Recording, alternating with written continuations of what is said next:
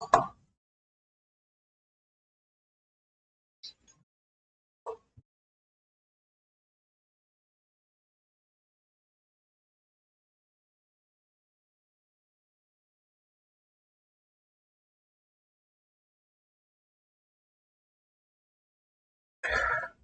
साथियों, जय हिंद जय भारत। स्वागत है आप सभी का ऑल एग्जाम क्लास में। गुड इवनिंग, बहुत बहुत स्वागत है आपका क्लास में। जल्दी से जुड़ जाइए इस क्लास में।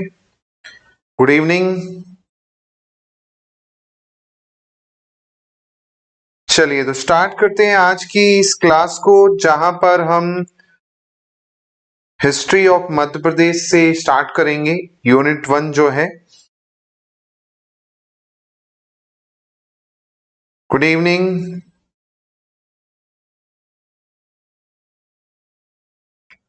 चलिए, ऑडियो वीडियो क्लियर है सभी को? चलिए, ऑल आर गुड। बात करेंगे हम एमपी की हिस्ट्री की, है ना। आज से स्टार्ट होने वाला है unit 1, history of Madhya Pradesh. History of Madhya Pradesh, है ना। अब एमपी की हिस्ट्री तो स्टार्ट कर रहे हैं, लेकिन उसके पहले हमें थोड़ा सा हिस्ट्री को समझना होगा, है ना, क्योंकि एक बैकग्राउंड आपको पता होना चाहिए। उसके बाद हम फिर एमपी में जाएंगे। एक हिस्ट्री के बारे में आपको ओवरव्यू देना है यहाँ पर मुझे, है ना। मैं पूरा डिटेल में तो हिस्ट्री यहाँ पर नहीं दूंगा आपको। मेरा जो मेन मोटो रहेगा वो कौन सी हिस्ट्री पढ़ाना रहेगा, वो होगी आपकी एमपी की हिस्ट्री, है ना। आप ये मत सोचिएगा कि ऑल ओवर इंडिया की हिस्ट्री हम यहाँ डिस्कस करेंगे। हम जो भी पढ़ेंगे हिस्ट्री में, वो इसका रेफरेंस क्या रहेगा, केवल एमपी रहेगा, है ना। लेकिन आज का जो लेक्चर है एक तरह से इंट्रो लेक्चर है, जिसमें आपको समझ में आना चाहिए कि हिस्ट्री को हम कैसे पढ़ते हैं और हिस्ट्री में हमने किस तरह से हमको चीजें करनी है ना।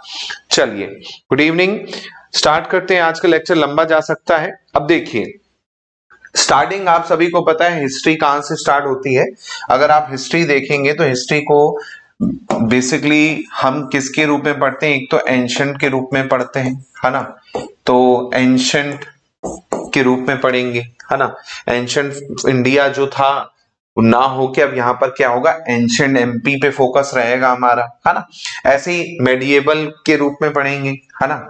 ऐसे ही हम मेडिएवल के रूप में पढ़ेंगे, है ना। ऐसे ही हम यहाँ पर क्या पढ़ेंगे, मॉडर्न पढ़ेंगे, है ना। और ये सब का पढ़ना जो है हमें किसके ऊपर पढ़ना है, एमपी के ऊपर पढ़ना है ना। इंडिया लेवल पे हम यहाँ पर चर्चा नहीं करेंगे, ठीक है। तो ये चीजें आपको पता होनी चाहिए।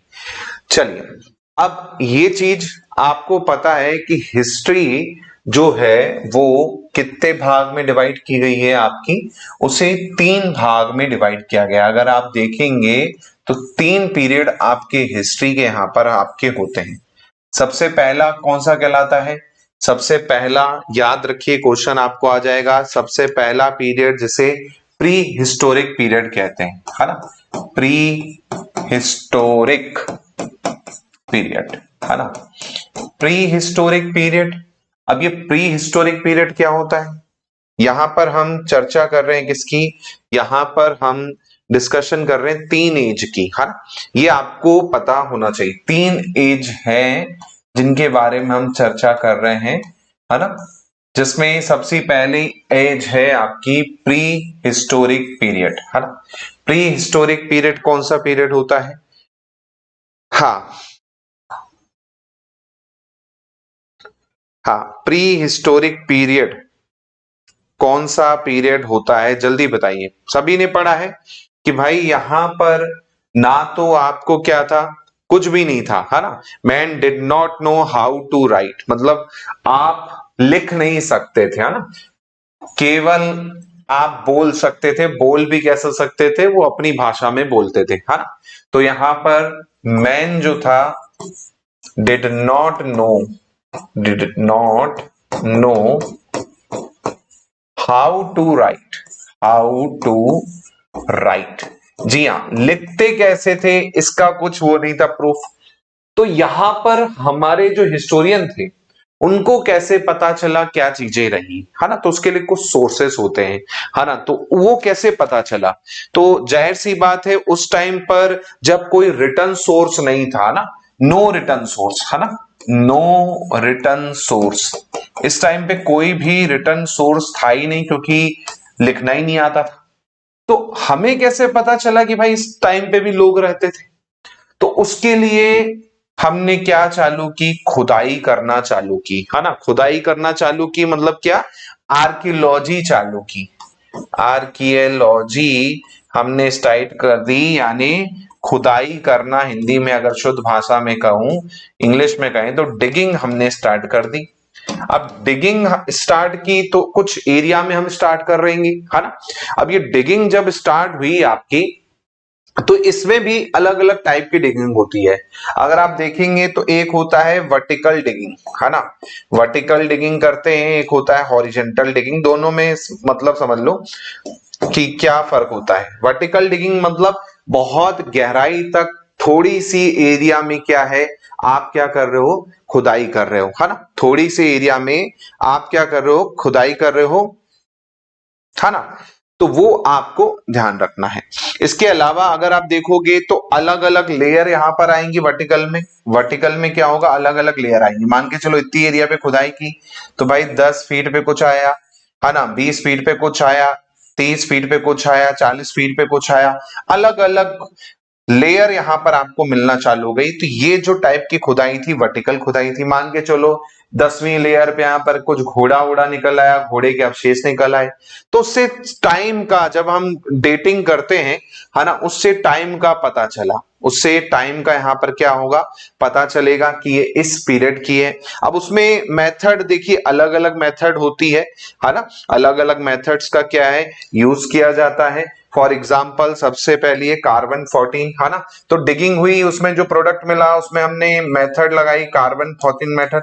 अब कार्बन 14 मेथड से हमें पता चला कि भाई खुदाई में ये जो मुझे अवशेष मिला था, अवशेष यानी फॉसिल जो मिला था मुझे, है ना, फॉसिल जो मिला था वो कितना ओल्ड है ना। अब फॉसिल तो आपको समझ में आ रहा है, फॉसिल क्या होता है, सॉलिडिफिकेशन ऑफ बोन, जो हड्डियां होती हैं, है ना, या फिर कोई भी पेड़ पौधे होते हैं, जब उनका सॉलिडिफिकेशन हो जाता है ना, तो सॉलिडिफिकेशन हो जाएगा केमिकल रिएक्शन के कारण, क्योंकि इनके ऊपर मिट्टी भी दबी रहती है, मिट्टी में दबे रहते हैं बहुत सालों तक, तो सॉलिडिफिकेशन हो जाता है और ये किस में तब्दील हो जाते हैं, फॉसिल में। तो फॉसिल एक्चुअली है क्या, है ना, ह्यूमन रिमेन्स है, एनिमल रिमेन्स है, प्लांट के रिमेन्स है ना, और इनका सॉलिडिफिकेशन हो गया, जिसके कारण ये क्या बन गए, फॉसिल बन गए। तो ये फॉसिल जो है आपको क्या है, देखने को मिलते हैं, है ना, और इन्हीं से हमें पता चलता है कि ये फॉसिल कितना पुराना है।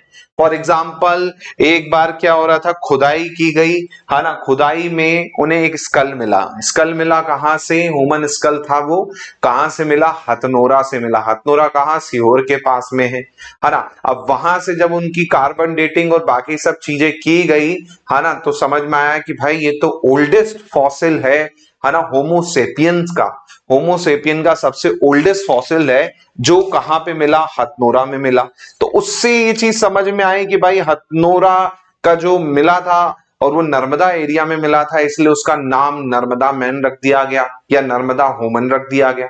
लेकिन बाद में रिसर्चर ने उसको जब और बारीकी से देखा तो भाई पता चला वो नर्मदा मैन ना होके वुमन है एक्चुअली में, क्योंकि स्कल बस मिला था, तो स्कल से कैलकुलेट कर पाना उस टाइम पे बहुत कठिन था कि पुरुष है कि महिला है। लेकिन वो एक 33 वर्षीय महिला का स्कल था, जो सबसे ओल्डेस्ट है, हथनोरा में आपको मिला। बहुत सारी किताबों में केवल क्या लिखा है कि oldest fossil found in Hathnora, है ना, नर्मदा वुमन या नर्मदा मैन के नाम से जानते थे, लेकिन एक्चुअली में वो क्या है, नर्मदा वुमन है ना, क्योंकि वो एक फीमेल का क्या था, स्कल था, है ना। तो ये थोड़ा सा कुछ एक्स्ट्रा चीजें जो कुछ बुक्स में आपको देखने को नहीं मिलेंगी, लेकिन आपको क्या है, आ सकती हैं, है ना।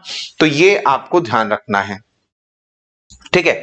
इसके बाद अगर मैं बात करूं तो ये तो कहानी हो गई कि भाई कार्बन 14 का आप क्या करते हो, वहां पर यूज करते हो और उससे चीजें पता चल जाती हैं, ठीक है। तो ये तो वर्टिकल डिगिंग की कहानी हो गई। हॉरिजॉन्टल डिगिंग क्या होती है, हॉरिजॉन्टल डिगिंग एक बड़े एरिया में, जैसे मान के चलो मोहनजोदड़ो, है ना। मोहनजोदड़ो जैसा एरिया है, यहाँ पर पूरे बड़े से एरिया में, मतलब कई किलोमीटर के एरिया में हमने खुदाई की और एक एक लेयर को हम क्या कर रहे हैं, धीरे धीरे कर रहे हैं। तो वो होती है हॉरिजॉन्टल। उसमें क्या है, जब हम हॉरिजॉन्टल डिगिंग करते हैं आर्कियोलॉजी में, तो हॉरिजॉन्टल डिगिंग में क्या होता है एक्चुअली में, आपको बहुत सारी चीजें पता चलती है, मतलब ऑल एक्सपेक्ट्स पता चलते हैं, हर तरह की चीजें पता चलने लगती हैं कि एक लेयर पे आए तो यहां से वहां तक पूरा खुदाई की गई कई किलोमीटर में, तब पता चला यहाँ पर तो पूरा शहर था, जैसे मोहनजोदड़ो हो गया, है ना, हड़प्पा हो गया। तो ये किसके उदाहरण है, किसके एग्जाम्पल है, ये एग्जाम्पल है आपके किसके, हॉरिजॉन्टल डिगिंग की। तो दो तरीके हैं, एक वर्टिकल डिगिंग, हॉरिजॉन्टल डिगिंग। उसके बाद फिर मेथड होती है डेटिंग की, डेटिंग में कार्बन 14 मेथड होती है। और कार्बन 14 मेथड क्या होता है, क्योंकि कार्बन 14 में क्या होता है, रेडियो एक्टिव चीज होती है, जो कि समय के साथ आप देखोगे कार्बन क्या होता है, कम होता जाता है ना। उसके बाद आप देखेंगे एक टाइम होता है, हाफ लाइफ पीरियड उसे कहते हैं, उसके बाद वो क्या होता है, आधा रह जाता है। तो वो उसको देखते हैं, उससे मेजर करते हैं कि भाई इतने समय में कितना कार्बन इन अवशेषों में बचा है।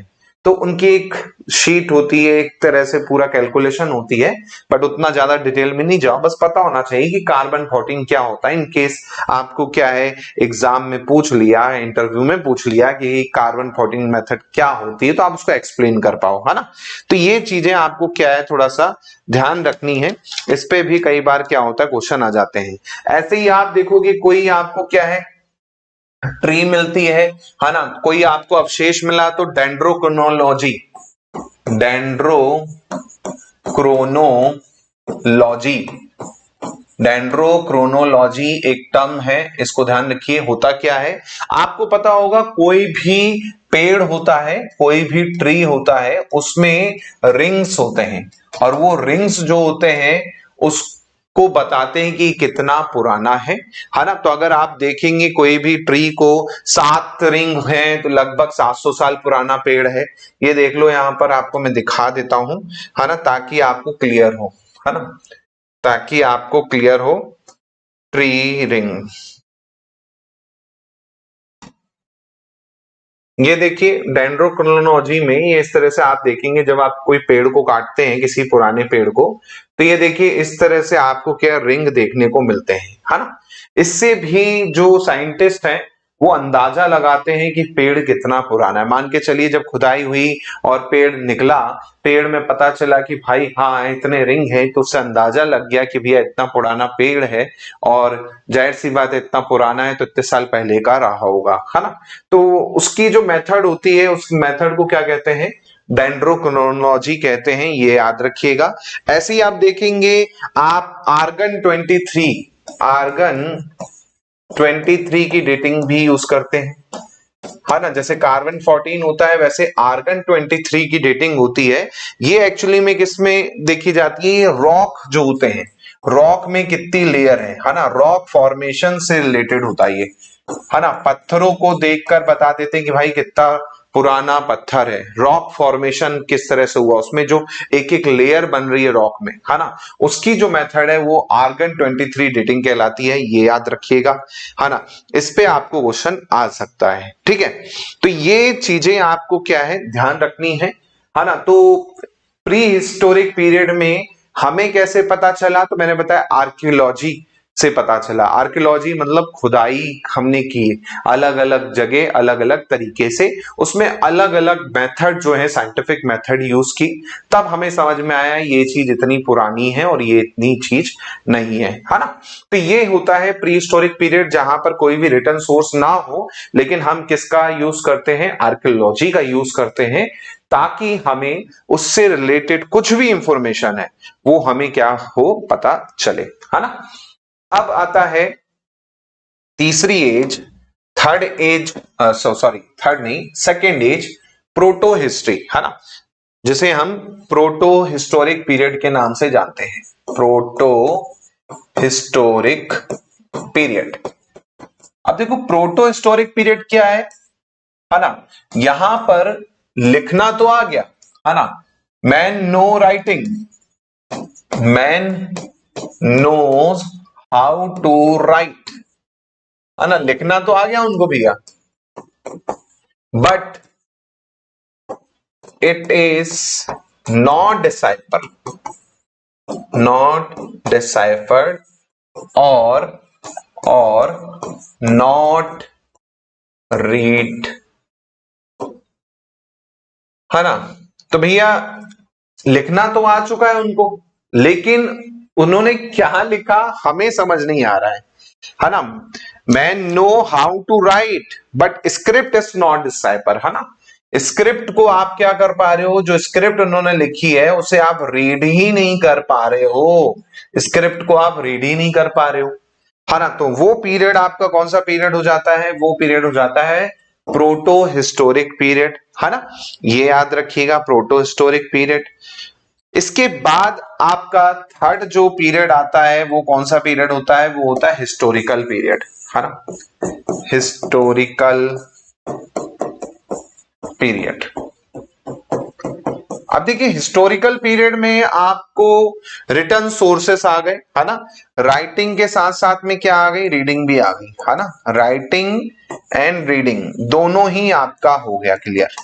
भाई आप लिख भी सकते हो और उस चीज को लिखे हुए को पढ़ भी सकते हो, और ये सोर्स जो है आपके क्या हुए, आपके हिस्टोरिकल पीरियड के हो गए। तो 3 एजेस में आप देखेंगे हिस्ट्री को यहां पर क्या है डिवाइड किया गया है, प्री हिस्टोरिक पीरियड, फिर आ गया प्रोटो हिस्टोरिक पीरियड, फिर आपका क्या आ जाता है हिस्टोरिकल पीरियड। तो तीनों को मैंने क्लियर कर दिया है ना। अब इसमें भाई प्रोटो हिस्टोरिक पीरियड में क्या भाई, जैसे आपका हड़प्पा जो है वो इसका एग्जाम्पल हो जाता है, एग्जाम्पल हो गया हड़प्पा। भाई स्क्रिप्ट लिखी हुई है उन लोगों ने, है ना, लेकिन हमें पढ़ने नहीं आ रहा है ना। भीम बेटिका में जैसे तस्वीरें आप देखोगे, है ना, बनी हुई हैं, हम समझ नहीं पा रहे हैं, है ना। तो ये सब क्या है एक्चुअली में, ये सब आपका हमको यहाँ पर आज की क्लास में देखना है। ये बेसिक क्लास है जो आपको पता होनी चाहिए, ठीक है। क्लियर है सभी को, कोई दिक्कत तो नहीं ना, समझ में आया। अब देखो, तो अब यहां से क्लास मुख्य रूप से शुरू होती है। अब यहां पर हम बात करेंगे sources of MP history. MP history के कौन कौन से सोर्स हैं भाई, कोई भी हिस्ट्री हो उसके कुछ सोर्स होंगे, उससे ही पहचाना जाएगा।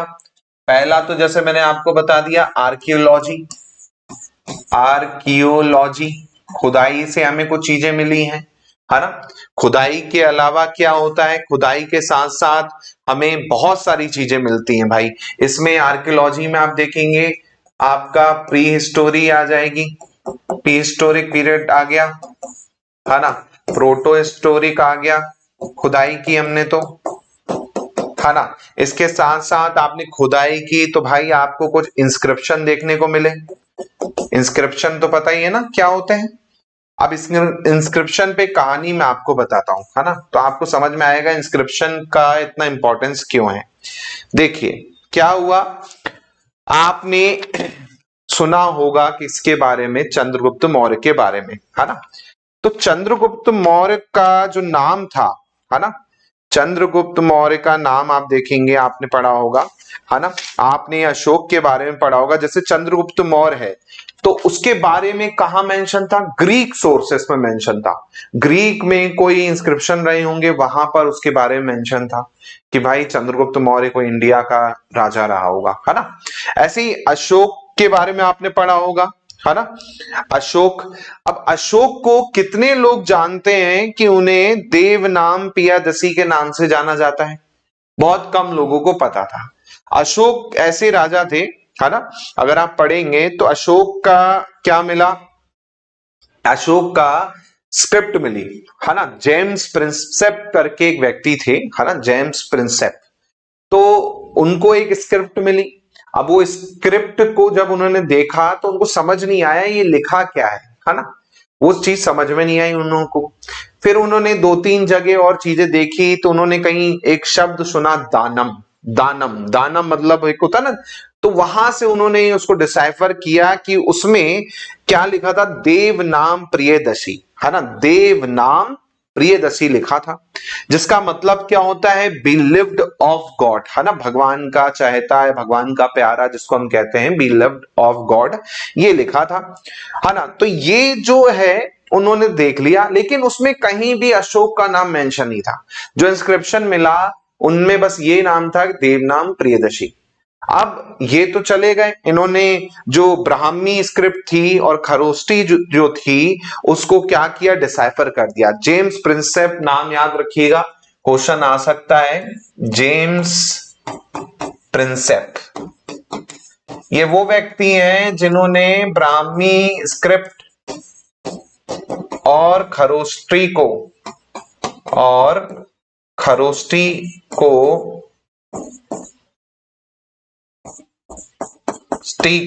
डिसाइफर किया, है ना। डिसाइफर करने का श्रेय जो जाता है वो जेम्स प्रिंसेप को जाता है, ब्राह्मी स्क्रिप्ट को और खरोष्टी स्क्रिप्ट को। ये आपको ध्यान रखना है ना। 1837 में इन्होंने स्क्रिप्ट को डिसाइफर कर दिया था। फिर भी आप देखेंगे इन्होंने बता तो दिया, देवनाम प्रियदर्शी जो है ये लिखा हुआ है, फिर भी हिस्टोरियन जो है कंफर्म नहीं कर पाई कि किसकी बात हो रही है ना। फिर 100 साल बाद लगभग आप देखेंगे 1837 से 1937 में, है ना, लगभग 100 साल 80 साल के आसपास आपको क्या है, श्रीलंका में क्या मिला, महावामसा और दिव्यवामसा मनुस्क्रिप्ट मिली। महावामसा और दिव्यवामसा करके मनुस्क्रिप्ट मिली, उसमें भी मेंशन था देवनाम प्रियदर्शी, उसमें भी मेंशन था। फिर एक मस्की करके जगह है, मस्की में एक इंस्क्रिप्शन मिला, वहां पर भी देवनाम प्रियदर्शी लिखा मिला और वहां लिखा था अशोक के बारे में। तो फिर जो हिस्टोरियंस थे उन्होंने क्या किया, कंफर्म किया कि हाँ भाई ये जो देवनाम प्रियदर्शी है वो किसके बारे में बात हो रही है, अशोक के बारे में बात हो रही है। तो आप सोच लो कि इंस्क्रिप्शन का कितना बड़ा रोल रहा, तब जाके कंफर्म हुआ कि भाई ये अशोक के बारे में बात हो रही है। तो भाई सोर्स अगर आप देखेंगे तो इंस्क्रिप्शंस आपको अच्छे से पढ़ना है। जैसे अभी मैंने मस्की इंस्क्रिप्शन का नाम लिया, है ना, तो वहां पर आपको पता चला कि इंस्क्रिप्शन का क्या रोल है ना। ऐसे ही आप इंस्क्रिप्शन के साथ साथ में क्या देखोगे भाई साहब, इंस्क्रिप्शन के साथ में आप देखोगे क्या, और इंस्क्रिप्शन के साथ में आपको कॉइन्स मिलेंगे। आगे चलोगे जब सिक्के जारी किए जाएंगे तो सिक्कों से पता चलेगा कि इस राजा के हैं। फिर भैया कुछ राजा इतने अमीर थे कि भैया वो मोन्यूमेंट्स बना देते थे, मोन्यूमेंट से पता चलता था कि फलाने राजा ने रानी के लिए महल बना दिया, है ना, स्तूप बना दिया। जैसे आप सांची का स्तूप देखेंगे तो स्तूप से पता चलता है कि भाई स्तूप बनाया गया, है ना, स्टैच्यू बनाया गया, है ना। तो इन सब चीजों से क्या है, हिस्ट्री के बारे में पता चलता है। इसके बाद जब थोड़ा सा और अच्छे से डेवलप हो गया लिखना, तो लिटरेचर आ गया, लोग अपने के बारे में किताबें लिखवाने लगे। जैसे भाई पृथ्वीराज रासो आपने पढ़ी होगी, है ना, चंद्र बरदाई, है ना, आपने अलग अलग महान जो कवि रहे उनके बारे में पढ़ा, आगे हम पढ़ेंगे। तो सब लोगों ने अपने जो दरबार में, जिनके वो दरबार में थे, उनके बारे में मेंशन किया है ना। तो वो लिटरेचर हो गया जिसमें हमें बहुत डिटेल में चीजें मिल जाती हैं। फिर कुछ अंग्रेज आते थे, है ना, है ना, फॉरेन जो ट्रेवलर थे उन्होंने लिखा भाई साहब। तो फॉरेन ट्रेवलर्स के बारे में हम पढ़ेंगे कि अलग अलग फॉरेन ट्रेवलर्स आए, उन्होंने जो है अलग अलग समय पर अलग अलग चीजों के बारे में क्या है, मेंशन किया, है ना। तो ये सोर्स हैं जो हमें हिस्ट्री के बारे में बताएंगे, है ना। तो यहां से हम क्या कर रहे हैं, स्टार्ट कर रहे हैं क्लास को। तो मेरे हिसाब से क्लियर हो गया होगा। 3 एज आपने पढ़ ली, कौन कौन सी एज, आपने 3 एज के बारे में पढ़ लिया। प्री हिस्टोरिक पीरियड, आपने प्रोटो हिस्टोरिक पीरियड पढ़ लिया, आपने हिस्टोरिक पीरियड पढ़ लिया, सोर्स ऑफ हिस्ट्री पढ़ लिया। अब हम आते हैं यहां पर प्री हिस्टोरिक पीरियड पे। प्री हिस्टोरिक पीरियड जो ऐसा पीरियड है जहां पर ना तो लिखने आता था ना ही पढ़ने आता था। तो भैया ना तो लिख पाते थे ना ही पढ़ पाते थे, है ना। अब इसके बारे में हम यहां पर क्या करेंगे, यहां पर पढ़ेंगे, ठीक है। अब जाहिर सी बात है, जो आपका प्री हिस्टोरिक है इसमें 3 एज आप यहां पर देखोगे। कौन कौन सी एज आएगी भाई, 3 एज। एक आएगी आपकी स्टोन एज, है ना, स्टोन एज आ गई। एक आपकी आएगी चाल्कोलिथिक, चाल्कोलिथिक। एक आपकी आएगी आयरन एज, है ना। ये तीनों के बारे में हम पढ़ेंगे, है ना। आयरन एज, चाल्कोलिथिक, चाल्कोलिथिक को आप ब्रॉन्ज एज भी कहते हो, है ना, ब्रॉन्ज एज के नाम से भी जानते हो आप इसे। मेटल एज भी कहते हो, शुरुआत यहां से हुई, है ना, मेटल की। और इसके पहले हमारा आता है स्टोन एज। अब स्टोन एज को समझो, आज का जो लेक्चर है वो पूरा का पूरा किस पे जाएगा, स्टोन एज पे जाएगा, ठीक है। आज का पूरा लेक्चर जो है स्टोन एज पे ही जाएगा, तो स्टोन एज पे आज हम चर्चा करेंगे, ठीक है। उसके बाद जो हमारा स्टोन एज है एमपी में कहां कहां पर रहा, किस किस एरिया में रहा, उसके बारे में यहाँ पर हम डिटेल में चर्चा करेंगे, है ना। और बाकी आपने हिस्ट्री में चीजें पढ़ी ही होंगी, है ना। तो जो स्टोन एज है वो एक्चुअली में क्या है, प्री हिस्टोरिक एज है ना। अगर आप देखेंगे स्टोन एज क्या है, एक तरह से प्री हिस्टोरिक एज है। अब प्री हिस्टोरिक एज में स्टोन एज को भी आप देखेंगे तो 3 में डिवाइड किया गया है। सबसे पहले आता है क्या, पैलियोलिथिक एज। अभी इसको मैं समझाऊंगा ये जो डिवाइड हो रहा है किस हिसाब से होता है ना। पैलियोलिथिक एज, ठीक है। उसके बाद हम पढ़ेंगे पैलियोलिथिक के बाद में मेसोलिथिक एज, मेसोलिथिक एज। और मेसोलिथिक के बाद आएगा आपका neolithic age, neolithic age. Lithic मतलब एक्चुअली में क्या होता है ना, समझिए इसको आप, है ना। लिथिक मतलब पत्थर, लिथिक आप देखेंगे तो लिथिक का मतलब है किससे, पत्थर से, है ना। तो भाई पत्थर वाला युग, है ना, पत्थर के बेस पे जो है आपका डिवाइड किया गया है यहां पर स्टोन एज को, है ना, पत्थर के बेसिस पे। पत्थर कैसे, जो पत्थर के टूल होते हैं ना, जो एक्चुअली में टूल्स होते थे उनके बेसिस पे ये एज का आपका क्या है, क्लासिफिकेशन किया गया है कि भाई इस एज में इस टाइप के टूल मिले पत्थर के, है ना, रॉक के, फिर इसमें ये मिले, फिर इसमें ये मिले, तो उसके बेसिस पे आप देखेंगे यहां पर आपका डिवाइड है। अब यहां पर अगर मैं बात करूं तो भाई पैलियोलिथिक जो आपका एज है अगर आप देखेंगे तो ये आपका कौन सा इरा में आ रहा है, आइस एज का पार्ट रहा। ये आपने पढ़ा होगा कहीं नहीं कहीं कि भाई जो आपका पैलियोलिथिक एज है ये आइस एज का पार्ट भी रहा। जी हां, आइस एज का पार्ट रहा, ये याद रखिएगा। इसके बाद आप भी जब पढ़ते हैं तो पैलियोलिथिक एज को भी 3 पार्ट में डिवाइड करते हैं, है ना। इसको भी आप देखेंगे तो 3 पार्ट में डिवाइड करते हो पैलियोलिथिक को। पहला आता है लोअर पैलियोलिथिक, है ना, लोअर पैलियोलिथिक एज। फिर आता है आपका मिडिल पैलियोलिथिक। फिर आता है आपका अपर पैलियोलिथिक एज, ठीक है। तो ये भी 3 पार्ट में आपका क्या है, डिवाइड है, ये आप याद रखिएगा, ठीक है।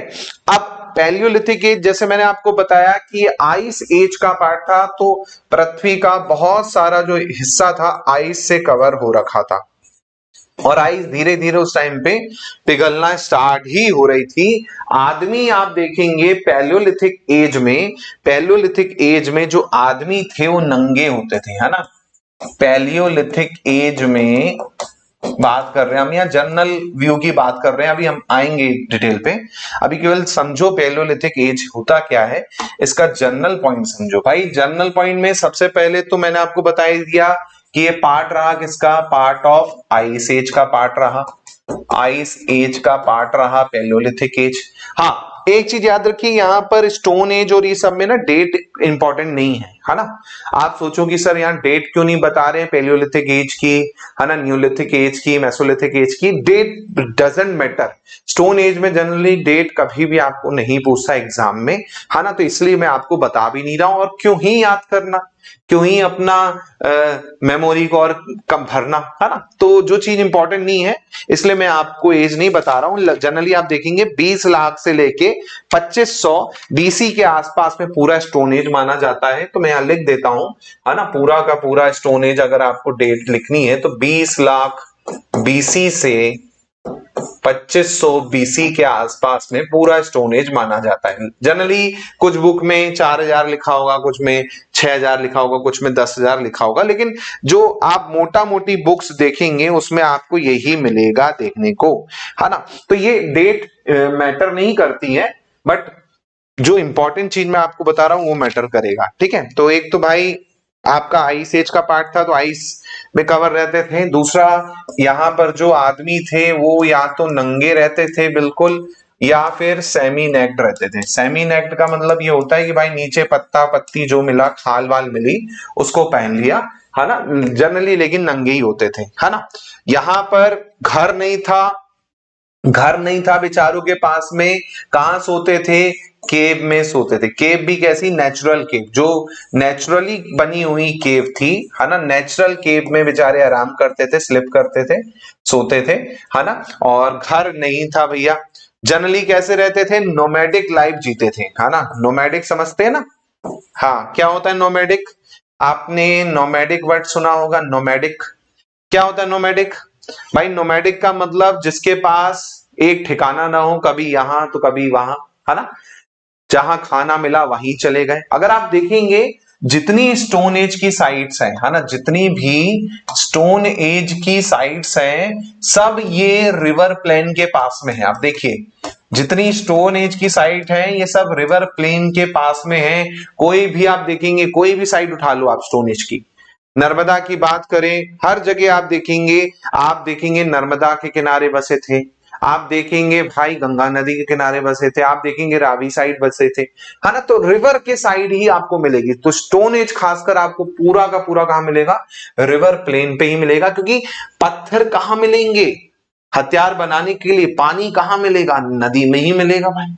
मैदानी इलाकों में नहीं थे ये, कि मैदानी इलाकों में आप सोचो प्लेन में, रिवर प्लेन के पास में थे। जहां पर यहाँ रिवर है वहीं पर ये जो थे रहते थे, है ना। इनिशियली आप देखेंगे तो जो रिवर है वहीं पर वहां पर आपको देखने को मिलेगा। जो रिवर का इलाका था उसके आसपास का एरिया था, वहीं पर आपको देखने को मिलेगा।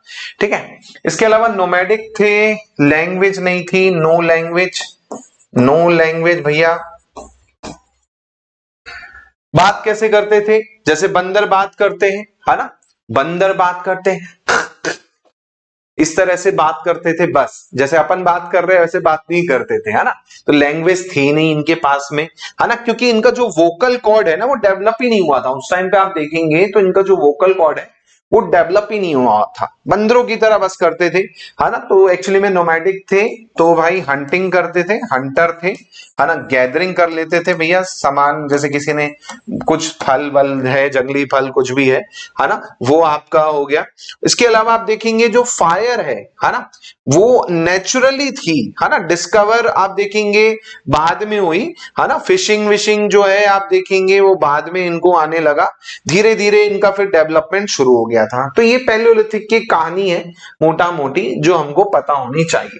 ठीक है, अब यहां से हम शुरुआत करेंगे एमपी और एमपी की साइट्स को, जो आपको इंपॉर्टेंट लगेंगी और जहां से आपको क्वेश्चन देखने को मिलेगा। ठीक है, एमपी की साइट साथ में वाली हिस्ट्री भी हम देखने को चालू कर देंगे। ठीक है, सबसे पहले हम यहां पर बात करते हैं लोअर पैलियोलिथिक साइट्स की, है ना। लोअर पैलियोलिथिक साइट, है ना, इसके बारे में समझो पहले, उसके बाद इसमें साइट पे आएंगे जो मध्य प्रदेश में है। लोअर पैलियोलिथिक, लोअर पैलियोलिथिक मतलब क्या? यहां पर भी जो आदमी थे नंगे ही थे, घर नहीं था, नोमैडिक थे, लैंग्वेज नहीं थी, है ना, फिशिंग करते थे, गैदरिंग करते थे, है ना। हाँ, एक इंपॉर्टेंट पॉइंट, जो फायर की डिस्कवरी हुई, फायर का जो डिस्कवरी हुई वो इसी पीरियड में हुई थी, है ना। फायर जो डिस्कवर की गई थी वो इसी पीरियड में हुई थी, लोअर पैलियोलिथिक में। अब हुआ कैसे होगा कि भाई बादल चमक रहे होंगे, बिजली गिरी, घास या पेड़ होगा जल गया, उस लकड़ी के पास जाके देखा, दूसरी जलाई, वो जल गई, तो भैया इनको समझ में आ गया। या फिर क्या हुआ होगा, एक बड़ा पत्थर नीचे चकमक पत्थर से टकराया होगा, चिंगारी निकली होगी, घास हुई, इनको समझ में आ गया पत्थर टकराने से क्या है, चिंगारी निकलती है और सूखी चीज में जाएगी तो आग लग जाएगी, है ना। तो इस तरह से फायर की क्या हुई, यहाँ पर डिस्कवरी हो गई, है ना।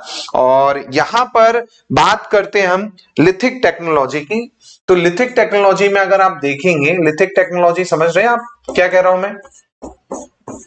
लिथिक टेक्नोलॉजी, लिथिक टेक्नोलॉजी का मतलब है कि टूल किस प्रकार के थे। लिथिक मतलब पत्थर, है ना। पत्थरों का जो यूज यहाँ पर टेक्नोलॉजी किया गया वो किस तरह का था। तो जनरली यहाँ पर जो टूल थे इनके वो कैसे थे, जो इनके टूल्स थे वो कैसे थे, अनशेप थे भाई, कोई शेप नहीं था उस समय में, दिमाग ही नहीं था कि भाई शेप देंगे तो अच्छे से होगा, है ना। अनशेप के साथ साथ में क्या था, रफ थे, है ना, प्रॉपर टूल नहीं थे। जनरली क्या उस टाइम पे यूज करते थे, तो हैंड एक्स का यूज करते थे, हैंड एक्स, है ना, हस्त कुठार हिंदी में कहते हैं, है ना। चॉपर का यूज करते थे, हैंड एक्स के साथ साथ में चॉपर का यूज करते थे, और किसका यूज करते थे, क्लेवरर का यूज करते थे, है ना, और क्लेवरर का यूज करते थे। सब पत्थर का बना रहता था, कोई शेप नहीं था, स्टोन टूल्स था, है ना। ये आपको ध्यान रखना है। अब आपको पता है सबसे पुरानी, अगर क्वेश्चन आएगा, वैसे एमपी में तो नहीं आएगा लेकिन जनरल पॉइंट ऑफ व्यू से कभी पूछ लिया, सबसे पुरानी हैंडेक्स कहां से मिली सबसे पहले, तो याद रखिएगा सबसे पुरानी जो हैंडेक्स है वो पल्लावरम तमिलनाडु में मिली थी, है ना। पल्लावरम, पल्लावरम, पल्लावरम में मिली थी तमिलनाडु में, है ना। ये याद रखिएगा, क्वेश्चन आया था, है ना, कि भैया हैंडेक्स कहां से मिली, है ना, तो पल्लावरम तमिलनाडु से मिली थी। क्लेवरर कहां से मिला था, अटारी पक्कम, क्लेवरर मिला था अटारी पक्कम से, अटारी पक्कम से क्लेवरम जो था वो मिला था। ये आपको ध्यान रखना है, इन केस कभी क्वेश्चन यहां से पूछ ले तो थोड़ा सा ध्यान रहेगा तो अच्छी बात होगी, है ना। और जाहिर सी बात है पहला जो टूल है ना, तो भैया पहला टूल कहां से मिला, फर्स्ट टूल याद रखिएगा, फर्स्ट टूल क्या था, हैंड एक्स था। सेकंड टूल क्या था, क्लेवरर था, है ना। दोनों ही कहां से मिले, तमिलनाडु से मिले, है ना, ये याद रखिएगा। कहां किसके द्वारा खोजे गए, तो भैया पहला जो खोजा गया था रॉबर्ट ब्रूस फूट के द्वारा। क्वेश्चन आ सकता है किसके द्वारा खोजा गया फर्स्ट टूल, तो फर्स्ट टूल को डिस्कवर किया था रॉबर्ट ब्रूस फूट के द्वारा, ठीक है, ये याद रखिएगा। फर्स्ट टूल जो है हैंडेक्स, Pallavaram Tamil Nadu, Robert Bruce Foote के द्वारा खोजा गया था, इसको विशेष रूप से ध्यान रखिएगा। इसके अलावा आप देखेंगे रॉबर्ट ब्रूस फूट को father of Indian pre history है, याद रखिएगा, फादर ऑफ इसे इन्हें father of Indian pre history के रूप में जाना जाता है। इंडियन प्री हिस्ट्री के फादर के रूप में आप देखेंगे रॉबर्ट ब्रूस फूट को जाना जाता है, ये ध्यान रखना है आपको, ठीक है। तो ये जो चीज है आपको पता होनी चाहिए। अगर आप देखेंगे एमपी में ओल्ड स्टोन एज की जो मेजर साइट्स हैं उनके बारे में हम यहां पर क्या करेंगे, चर्चा करेंगे, है ना। और उसके अलावा भी अगर आप हिस्ट्री पॉइंट ऑफ व्यू से देखेंगे तो भाई साइट कौन कौन सी हो गई, तो भाई एक तो पाकिस्तान में आप देखेंगे, है ना, रावत करके है ना, सोहन वैली जो है, रावत करके साइट है सोहन वैली पाकिस्तान में। ऐसे ही उत्तर बैनी करके साइट है जम्मू में। ऐसे ही आप देखेंगे पीएस 557, है ना, पीएस 57 करके साइट है, ये भी पाकिस्तान में है, रावलपिंडी के पास में। फिर एक गुड़सहन करके ये भी साइट आप देखेंगे कहां पे है, पाकिस्तान में। तो जो सबसे फेमस साइट की बात कर रहा हूं मैं, जो आपकी लोअर पैलियोलिथिक साइट्स हैं, वो ज्यादातर आप देखेंगे पाकिस्तान में है। एक साइट जो है 14 लाख ईयर ओल्ड जो देखेंगे वो है बोरी, ये हमारे इंडिया में है ना। बोरी साइट याद रखिएगा कहां पर है, बोरी करके एक साइट है ना, पुणे में, है ना। बोरी करके एक साइट है पुणे में। ओल्ड एनसीईआरटी में आप देखेंगे लोअर पैलियोलिथिक साइट मानी जाती है, एलपीएस में लिख दे रहा हूं शॉर्ट फॉर्म में, लोअर पैलियोलिथिक साइट मानी जाती है बोरी करके, जो कि पुणे महाराष्ट्र में है, 14 लाख साल पुरानी है। उसके पहले जो मैंने आपको साइट बताई वो लगभग 20 लाख साल पुरानी साइट्स हैं। ज्यादातर आप देखेंगे पाकिस्तान में है। एक उत्तर बैनी जो साइड है वो आपकी कहां पर है, जम्मू कश्मीर में है, ये ध्यान रखिएगा, ठीक है। अब बात करते हैं हम एमपी में। यहां पर तो एमपी में भी देखिए साइट मिली, देखिए एक होता है मेजर साइट और एक होता है माइनर साइट।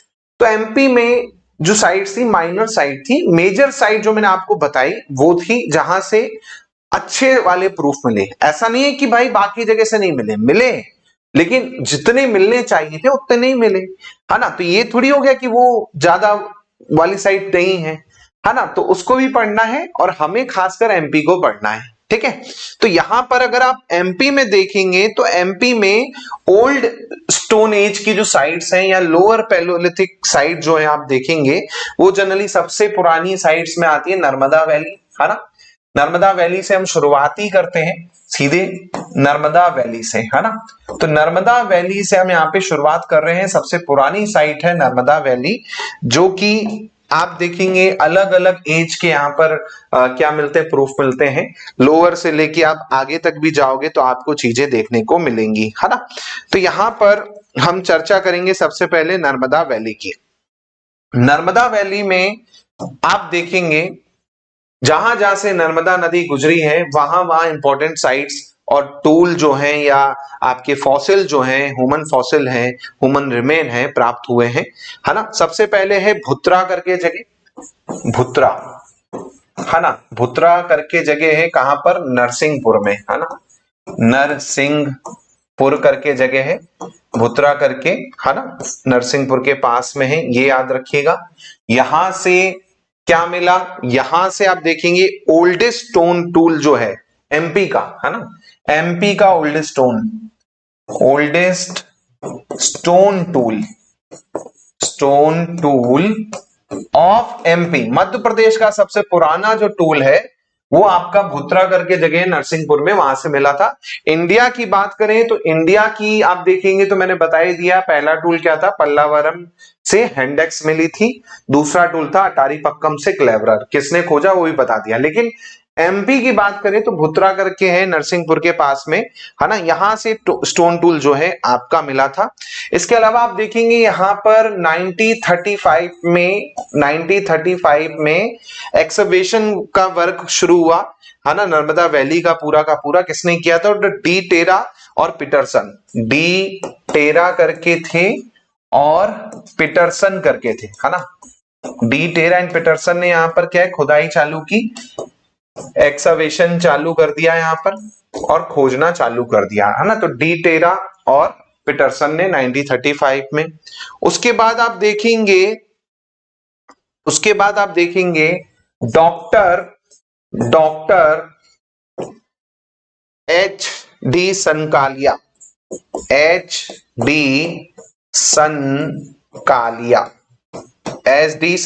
नाम याद रखिएगा, क्वेश्चन काफी बार पूछा जाता है ना। तो एच डी संकालिया ने और साथ में S C Supekar and S C Supekar है ना, इन दोनों ने लगभग टूल्स खोज मारे, है ना। टूल्स खोजे लगभग 860 टूल्स, 860 टूल के आसपास इन्होंने खोजे। कहां से खोजे, तो महादेव पिपरिया, है ना। महादेव जो इलाका है ना, महादेव श्रेणी वाला, कहा, पिपरिया से, है ना। कौन सा जिला, नर्मदापुरम, है ना, वर्तमान में नर्मदापुरम से इन्होंने टूल खोजे, है ना। होशंगाबाद कई बुक में आपको देखने को मिल जाएगा, जिसके पास पुरानी बुक है ना, उसपे नर्मदापुरम ना लिख के होशंगाबाद लिखा होगा, है ना, तो कंफ्यूज मत होइएगा, है ना। तो ये याद रखिएगा, एजी संकालिया हो, एसी सुपेकर हो, इनका भी नाम आता है जब नर्मदा वैली के बारे में चीजें होंगी। इसके अलावा आप देखेंगे एक जगह है नेतन खेड़ी करके, नेतन खेड़ी करके जगह है। यहां से हुमन का फीमर, पैर का जो हड्डी होती है, हुमन लेफ्ट फीमर मिला था, है ना। हुमन का लेफ्ट फीमर मिला, जो कि काफी ओल्डेस्ट था, है ना। नेतन खेड़ी करके जगह थी, ये याद रखिएगा। इसके अलावा आप देखेंगे मैमल्स के फॉसिल, है ना, फॉसिल ऑफ मैमल्स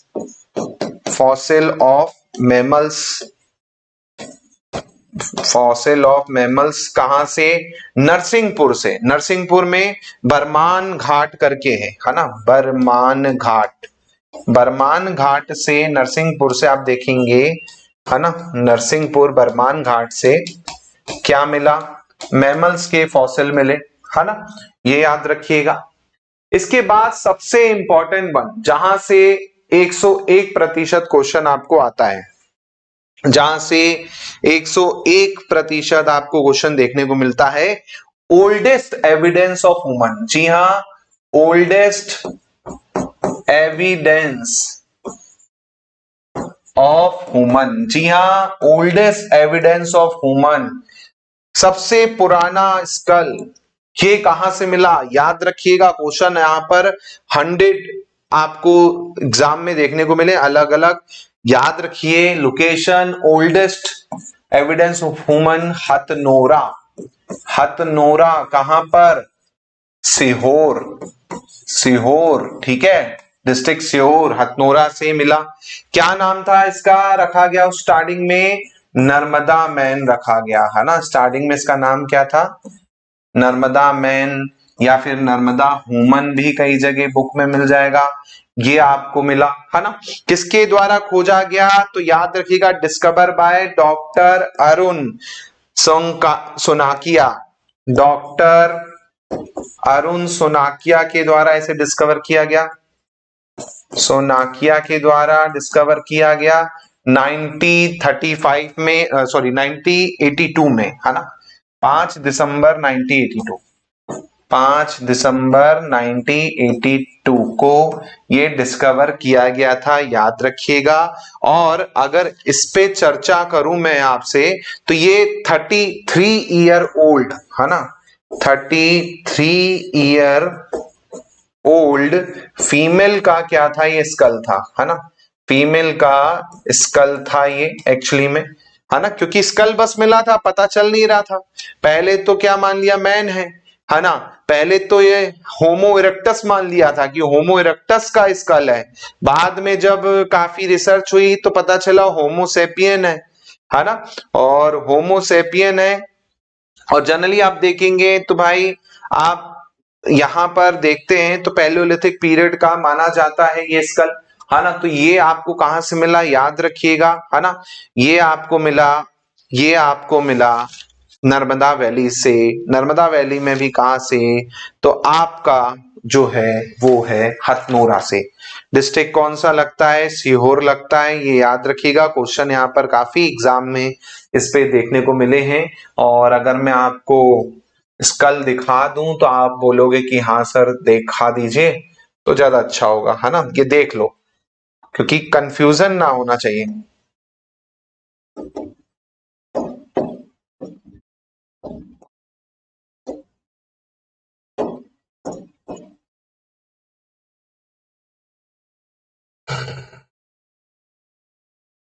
ये देखो दोस्तों, आप बस ये मिला था, इतनी सी खोपड़ी मिली थी, है ना, इतनी सी खोपड़ी में आप देखो, ये देखो, ये पेचकस लगा के दिखाई गई है, इतनी सी खोपड़ी में पता चल गया कि भैया सबसे पुराना है ना।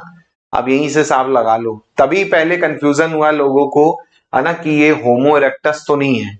बाद में जब साइंटिफिक रिसर्च हुई, हर चीज हुई, तब पता चला नहीं, होमोसेपियन ही है ना। तो याद रखिएगा भाई, ऊपर से फीमेल का था ये, है ना, और ये होमोसेपियन का ही था ना, ओल्डेस्ट ह्यूमन लिखा है, ह्यूमन मतलब वही होमोसेपियन है ना, होमोसेपियन का था, ठीक है, ये याद रखिएगा, ना कि होमो इरेक्टस का। पहले माना जाता था, जब स्टार्टिंग में मिला तो लगा कि होमो इरेक्टस का है, बाद में फिर अदर फाइंडिंग हुई तो पता चला। हाँ ठीक है, तो ये आपको ध्यान रखना है। चलिए, क्लियर सभी को?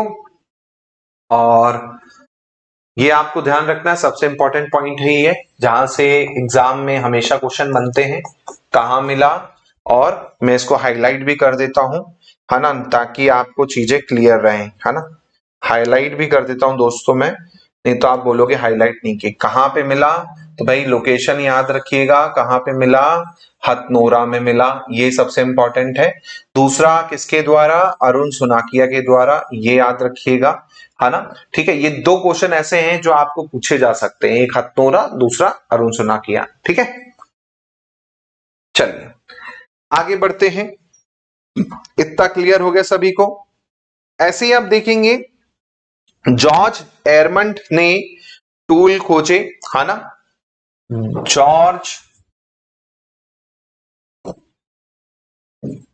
जॉर्ज एलमंड ने टूल्स खोजे महेश्वर के पास में, है ना, महेश्वर के पास में टूल्स को डिस्कवर किया, है ना, लोअर पैलियोलिथिक साइट थी ये, है ना। तो ये भी थोड़ा सा आप क्या करें, ध्यान रखें, इस पे भी आपको क्वेश्चन आ सकता है ना। इसके अलावा आप देखेंगे डिकिंसोनिया करके फॉसिल था, जो कि ओल्डेस्ट फॉसिल माना जाता है। डिकिंसोनिया फॉसिल जो है डिस्कवर हुआ है लेटेस्ट में ये, है ना, ये 2021 में डिस्कवर हुआ, कहां पर, भीमबेटका में, है ना, भीमबेटका में। ये जो डिकिंसोनिया करके आपका क्या है फॉसिल है, ये 2021 में डिस्कवर हुआ है ना। और ये देख लो डिकिंसोनिया होता क्या है, ताकि आपको पता चले। ओल्डेस्ट फॉसिल माना जाता है ये, 500 मिलियन साल पुराना माना जाता है डिक्सिन।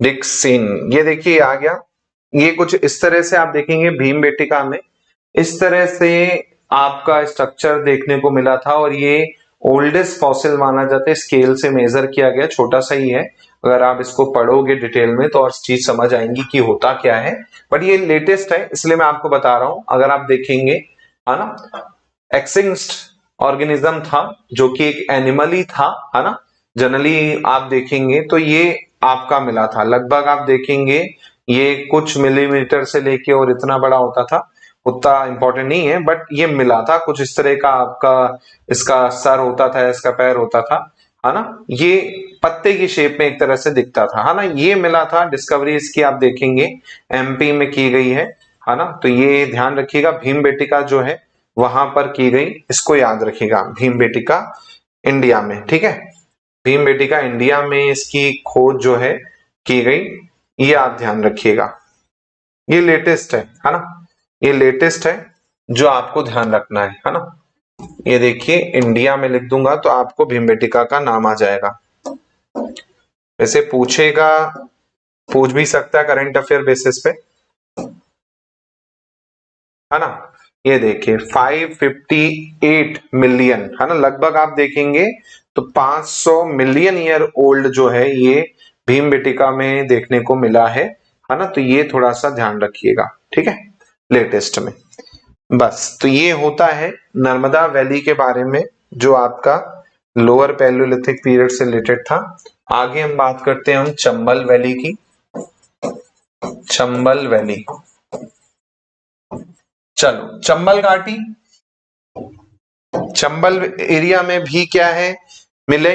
सबसे पहले आप देखेंगे एक नाम आएगा बीबी लाल, इसको याद रखिएगा, बीबी लाल ने क्या किया, टूल को डिस्कवर किया, है ना, पैलियोलिथिक टूल कौन से एरिया में, ग्वालियर एरिया में, है ना, तो ग्वालियर एरिया जो है ना, ग्वालियर एरिया में पैलियोलिथिक टूल को डिस्कवर किया, पैलियोलिथिक टूल को, ठीक है, ये याद रखिएगा चंबल वैली के बारे में। इसके अलावा आप देखेंगे वीएस वाकांकर जो थे, है ना, वीएस वाकांकर, इन्होंने डिस्कवर किया, इन्होंने ब्लेड जो है ना, पैलियोलिथिक टूल जो है, ब्लेड जिसे हम कहते थे, है ना, ब्लेड टूल जो है डिस्कवर किया कहां पर, मंदसौर के पास में, मंदसौर के पास में डिस्कवर किया ब्लेड टूल, है ना, ये ध्यान रखिएगा। इसके अलावा आप देखेंगे एपी खत्री, एपी खत्री करके व्यक्ति थे, एपी खत्री, इन्होंने सर्वे किया सिवना रिवर एरिया का, है ना, इन्होंने सर्वे कंडक्ट किया सिवना रिवर एरिया, है ना, कहां पे, मंदसौर में, है ना, ये याद रखिएगा। ठीक है, सिवना एरिया का। और जाहिर सी बात तो उसमें भी दो जगह थे जहां पर टूल मिले, एक इसमें आप देखेंगे तो रामघाट करके, है ना, सिवना एरिया में, दूसरा शमशान घाट, रामघाट और शमशान घाट, दोनों जगह यहाँ पर पैलियोलिथिक टूल मिले, है ना, दोनों जगह ही पैलियोलिथिक टूल यहाँ पर क्या हुए, मिले, ये आपको ध्यान रखना है। ठीक है, ऐसे ही एस के श्रीवास्तव का नाम भी आता है, एस के श्रीवास्तव का भी नाम आता है जब चंबल वैली में क्वेश्चन आता है, तो टूल इन्होंने भी कुछ क्या किए, खोजे चंबल वैली में। तो चंबल वैली में बस ये है कि कौन किसने कहां पे खोजा, ये आपको क्वेश्चन बन सकता है। ठीक है, ये याद रखिएगा। इसके बाद आप देखेंगे आपका आती है बेतवा वैली, बेतवा वैली को देखिए, बेतवा वैली में आप देखेंगे तो नाम आता है वीएस वाकांकर का, है ना, विष्णु श्रीधर वाकांकर, वीएस वाकांकर। बेतवा वैली में आप देखेंगे इन्होंने एडल्ट होमोसेपियन जो था खोजा था, एडल्ट होमोसेपियन, होमोसेपियन को डिस्कवर किया कहां पर, भीमबेटका में, भीमबेटका में एडल्ट होमोसेपियन को क्या किया था, डिस्कवर किया था वीएस वाकांकर ने। इसके अलावा आप देखेंगे जो नाइफ है, नाइफ वाले टूल हो गए, नाइफ है, चीजल है ना, ये टूल कहां कहां मिले, एक तो भीमबेटका से मिले, भीमबेटका, दूसरा रीवा जो रीजन था, रीवा रीजन से भी काफी जो है क्या है, टूल यहां पर मिले थे, है ना। इसके अलावा आप देखेंगे इंपॉर्टेंट वन तो यही है। इसके अलावा आपका पैलियोलिथिक टूल सहजाद रिवर और बयाना नाला करके है ना, एक तो बयाना नाला करके और सहजाद रिवर, सहजाद, सहजाद रिवर। ठीक है, इससे क्या है, टूल मिले, है ना, इससे भी जो आपके टूल्स थे पैलियोलिथिक वो आपके मिले। ठीक है, बेतवा वैली से, बस बेतवा वैली का इतना ही इंपॉर्टेंस है, ज्यादा इंपॉर्टेंस नहीं है बेतवा वैली का। फिर आता है सोनार वैली, सोनार वैली भी देख लो, देखो सोनार वैली अलग है, सोन वैली अलग है, ठीक है, कंफ्यूज मत होना, सोनार वैली है ये। ठीक है, सोनार वैली से आप देखेंगे तो सोनार, चीजल मतलब छेनी जिसे हम कहते हैं हिंदी में, अगर आप देखेंगे चीजल छेनी का आकार होता है, इस तरह से आप देखेंगे, ये इस तरह से आपकी छेनी होती है ना, इस तरह से आगे से आपकी रहती है ना, ठोकने के लिए, और एकदम पतली होती जाती है, आगे आगे जाएंगे मोटी रहेगी और नीचे नीचे आके पतली हो जाती है, छीलने के काम आती है ना, तो चीजल आपकी कहलाती है ये। ठीक है, सोनार वैली की बात करें तो 3 एज के टूल यहाँ पर आरबी जोशी ने खोजे, है ना, आरबी जोशी नाम याद रखिएगा, क्वेश्चन आया था सोनार वैली के बारे में। ऑल 3 एज के टूल, है ना, तीनों एज के टूल यहाँ पर देखने को मिले, आरबी जोशी के द्वारा डिस्कवर किए गए, है ना। इसके अलावा आप देखेंगे साइट यहाँ पर इंपॉर्टेंट कौन सी साइट है यहाँ की, सोनार वैली की, तो इंपॉर्टेंट साइट का नाम याद रखो, वैसे उतना पूछेगा तो नहीं, फिर भी याद रख लो, एक आपकी है साइट जो है घाघर हरात, हरात है एक, घाघर है खागर, हरात, और साइट का नाम है नरसिंहगढ़ और मरियादो, मरियादो और नरसिंहगढ़। ये इंपॉर्टेंट साइट है नरसिंहगढ़, ठीक है, ये ध्यान रखिएगा, ये इंपॉर्टेंट साइट, ठीक है। क्लियर, कोई डाउट तो नहीं है यहां पे?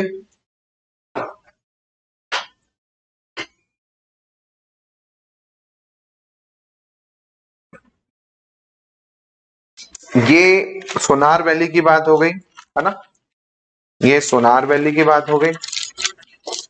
इसके बाद सोन वैली आती है।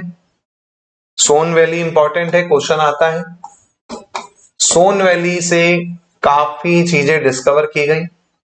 सोन वैली में अगर आप देखेंगे तो सोन वैली जो खोजने का श्रेय जाता है ना, तो निसार अहमद, याद रखिएगा नाम, है ना, निसार अहमद, ठीक है, इनके द्वारा डिस्कवर की गई सोन वैली, है ना। इसके अलावा आप देखेंगे मार्टिन विलियम, मार्टिन विलियम करके व्यक्ति थे, मार्टिन विलियम, और उनके साथ में थे एम क्लार्क, एम क्लार्क करके, है ना। ये दोनों ने जब देखा तो इन्होंने पाया कि एक्युमुलेशन ऑफ ऐश, ऐश मतलब राख, है ना। इन्होंने देखा कि भैया राख का ढेर, पूरा एक्युमुलेशन देखने को मिलता है जब उस टाइम पे वो वॉल्केनिक इरप्शन हुआ होगा, वॉल्केनिक इरप्शन हुआ होगा, उस टाइम का इन्होंने खोज दिया और पता चला कि बहुत नदी में, मतलब बहुत ज्यादा मात्रा में जो वॉल्केनो की ऐश होती है, राख होती है, वो गिरी हुई है और दबी हुई है कई मीटर्स में, है ना।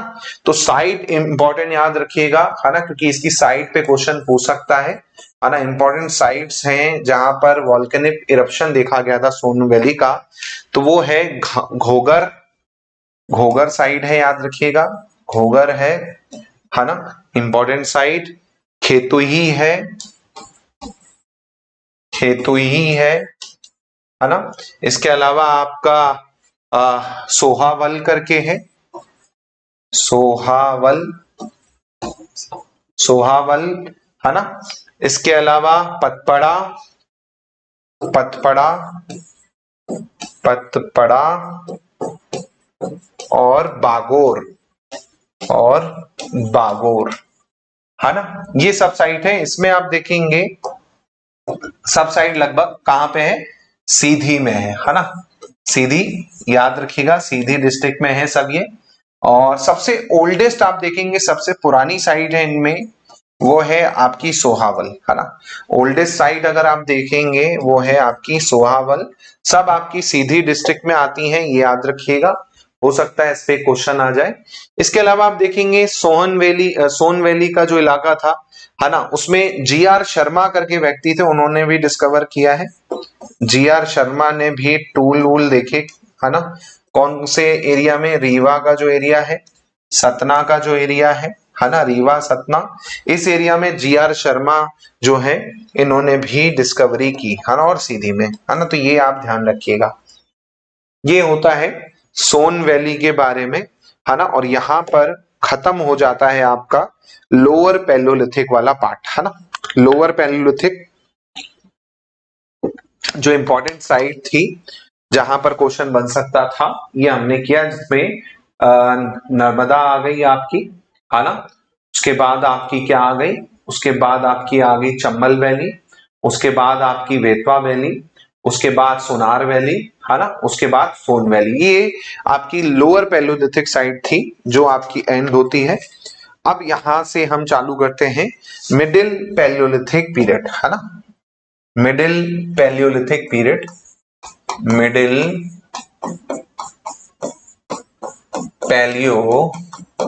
पैलियोलिथिक पीरियड, ठीक है, मिडिल पैलियोलिथिक पीरियड।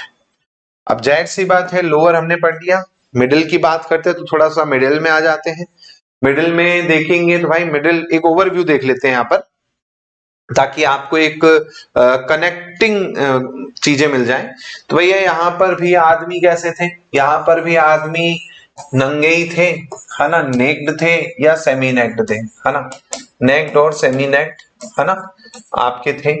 यहाँ पर भी इनके पास घर नहीं था, नो हाउस, नेचुरल केव में सोते थे बेचारे, है ना। इसके अलावा अभी भी आप देखेंगे तो कैसे थे, नोमैडिक ही थे, है ना, नोमैडिक ही थे, भटकते थे, हंटर थे, है ना, हंटिंग करते थे, फिशिंग करते थे, है ना, हंटिंग फिशिंग ये सब इनके काम थे, है ना। गैदरिंग, है ना, गैदरिंग करते थे, अभी भी दिया उठाया हुआ बचा के रखते थे, है ना। लैंग्वेज अभी भी नहीं थी, नो लैंग्वेज, नो लैंग्वेज, क्योंकि वोकल कॉर्ड अभी भी इनका डेवलप उतना नहीं हुआ था कि ये बात कर पाए, तो लैंग्वेज अभी भी नहीं थी। टूल की बात करें तो टूल यहां पर जो थे, जो टूल्स थे वो रफ थे, रफ टूल थे, है ना। साथ में यहां पर भी वो कैसे टूल थे, अनशेप थे, है ना, अनशेप ही थे, कोई चेंजेस नहीं हुए। बट चेंजेस कहां पे हुए, याद रखिएगा, यहां पर इन्हें फ्लैग मिल गया, है ना, फ्लैग, मैं इसको हाईलाइट करके लिख रहा हूं, देखिए फ्लैग, फ्लैग क्या होता है, फ्लैग टूल का यहां पर यूज होने लगा। जब दो पत्थरों को आप क्या करते हो, टकराते हो, तो जो छोटा वाला पत्थर होता है, पतला वाला जो पत्थर होता है उसे फ्लैग कहते हैं ना। तो पतला पत्थर जो था यहां पर यूज होने लगा। पहले क्या होता था कि मोटे पत्थर, बड़े पत्थर का यूज होता था, है ना। तो जब आप दो पत्थरों को बड़े बड़े तोड़ोगे तो उसमें से जब टूटेगा तो जो पतला पार्ट रहता है उसे फ्लैग कहा जाता है ना। तो ये आपका क्या है जो आपको देखने को मिलता है, ठीक है। अब इसमें आप देखेंगे तो जाहिर सी बात है बोन का भी यहां पर क्या है यूज किया गया, बोन टूल भी यहां पर मिला है इनको। अगर आप यूपी के हैं तो भाई आपको पता होगा बोन टूल, सबसे बड़ा जो बोन टूल था, है ना, वो कहां से मिला, बोन टूल मिला, याद रखिएगा आपके कालपी से, कालपी करके जगह है, जालौन करके यूपी में, है ना, जालौन से कालपी करके जगह है, वहां पर सबसे लार्जेस्ट आपका क्या है, बोन टूल मिला, ये याद रखिएगा। लैंग्वेज नहीं थी तो कम्युनिकेशन कैसे होता था, बंदर कैसे कम्युनिकेट करते हैं, लैंग्वेज है क्या उनके पास में, लेकिन एक आवाज देखो आप, बंदर जब लगाता है इस तरह से अलग टोन में, तो भैया पूरा झुंड इकट्ठा हो जाता है। वैसे ही उस टाइम पे भी इन लोग क्या करते थे, ऐसे ही बोलते थे, जैसे आपने वो गोलमाल देखी होगी, हाँ, ए ई ओ आई ओ, है ना, समझ जाते थे ना तुषार कपूर का, वैसे ही इनकी भी थी, ए आई ओ वाला ही सीन था। उस टाइम पर कम्युनिकेशन ऐसे ही होता था उस टाइम पे, लैंग्वेज वहां पर उस टाइम पे डेवलप नहीं थी, क्योंकि वोकल कॉर्ड ही इनका उतना डेवलप नहीं हुआ था, है ना। हाँ, तो ये थोड़ा सा ध्यान रखिए। और बोन टूल के बारे में मैंने बता ही दिया, बोन टूल अगर आप देखेंगे तो रेयरली मिला यहाँ पर, जनरली आप देखेंगे तो मेसोलिथिक पीरियड पे जब जाओगे आप तब बोन टूल का यूज हुआ, लेकिन एक बिगेस्ट बोन टूल रेयर था, इसलिए यहाँ पर आपको याद रखना है कालपी जालौन यूपी से प्राप्त हुआ था। अब देखो दो इंपॉर्टेंट साइट है इनकी, जो दोनों ही कहाँ की है, आउट ऑफ एमपी की है। एक का कुछ असर देखने को मिलता है, एक तो बेलन वैली है ना, एक तो बेलन वैली है, बेलन वैली कहां पर है, ये यूपी में, पहली साइट, फर्स्ट साइट है। दूसरी साइट जो है ये है नेवासा, नेवासा, ये जो है कहां पर है, महाराष्ट्र में, लेकिन इसका असर जो है एमपी में देखने को मिलता है, नेवासा कल्चर के नाम से आप देखेंगे, क्योंकि लार्ज नंबर ऑफ टूल, इसको कई जगह नेवासा भी लिखा है और कई जगह से नेवासा कल्चर भी लिखा है।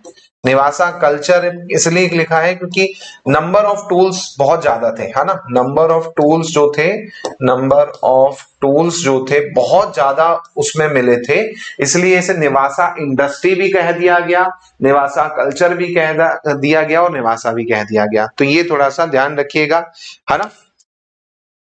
मिडिल पैलियोलिथिक और मेसोलिथिक पीरियड इज सेम, नहीं भाई, नहीं, मेसोलिथिक तो जब आप अपर पैलियोलिथिक पढ़ लेंगे उसके बाद आएगा मेसोलिथिक पीरियड, है ना।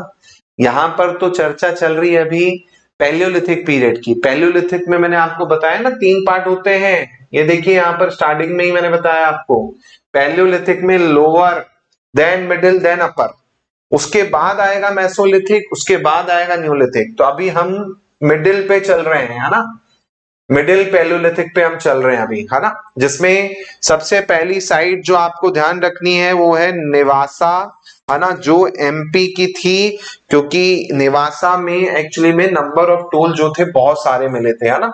नेवासा साइड याद रखिएगा है महाराष्ट्र में, लेकिन एमपी में भी इसका असर देखने को मिला। नंबर ऑफ टूल्स जो थे, नंबर ऑफ टूल्स बहुत ज्यादा थे, और ये जो टूल थे मिनिएचर थे, है ना। मिनिएचर का मतलब समझते हैं ना, छोटे टूल थे, है ना, मिनिएचर टूल्स थे ये एक्चुअली में जो आपके मिले।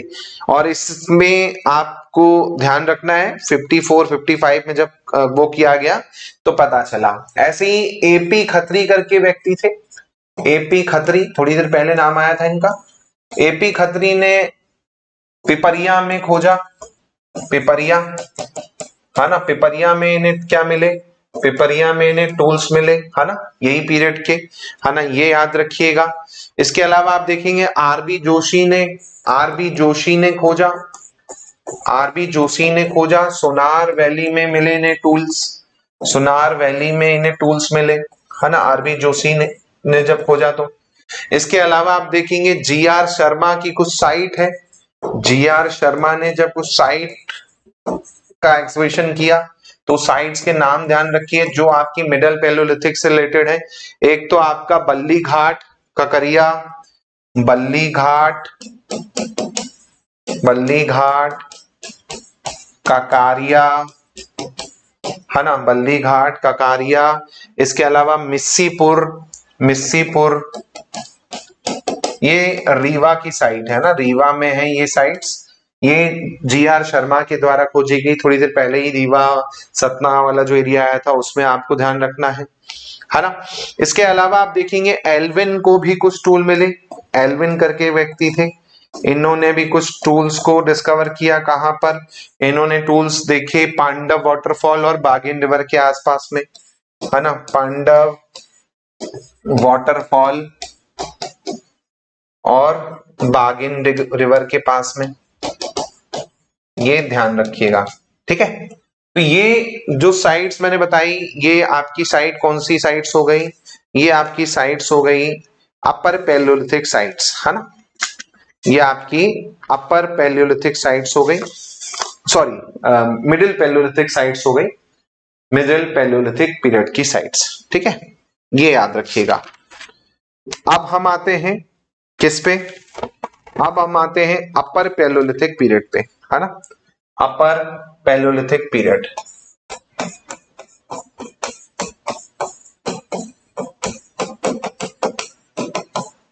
अपर पैलियोलिथिक एमपी में अगर आप देखेंगे या ओवरऑल इंडिया में देखेंगे तो भाई अपर पैलियोलिथिक में क्या चीज हुआ, सेम ही चीज थी, नंगे रहते थे, है ना भैया, साथ में क्या थे, घर नहीं था, हंटिंग करते थे, फिशिंग करते थे, नोमैडिक थे, सेम ही चीज है। बस यहाँ पर होमो सेपियन सेपियन के साथ साथ में क्या है, होमो सेपियंस का आना शुरू हो गया, है ना।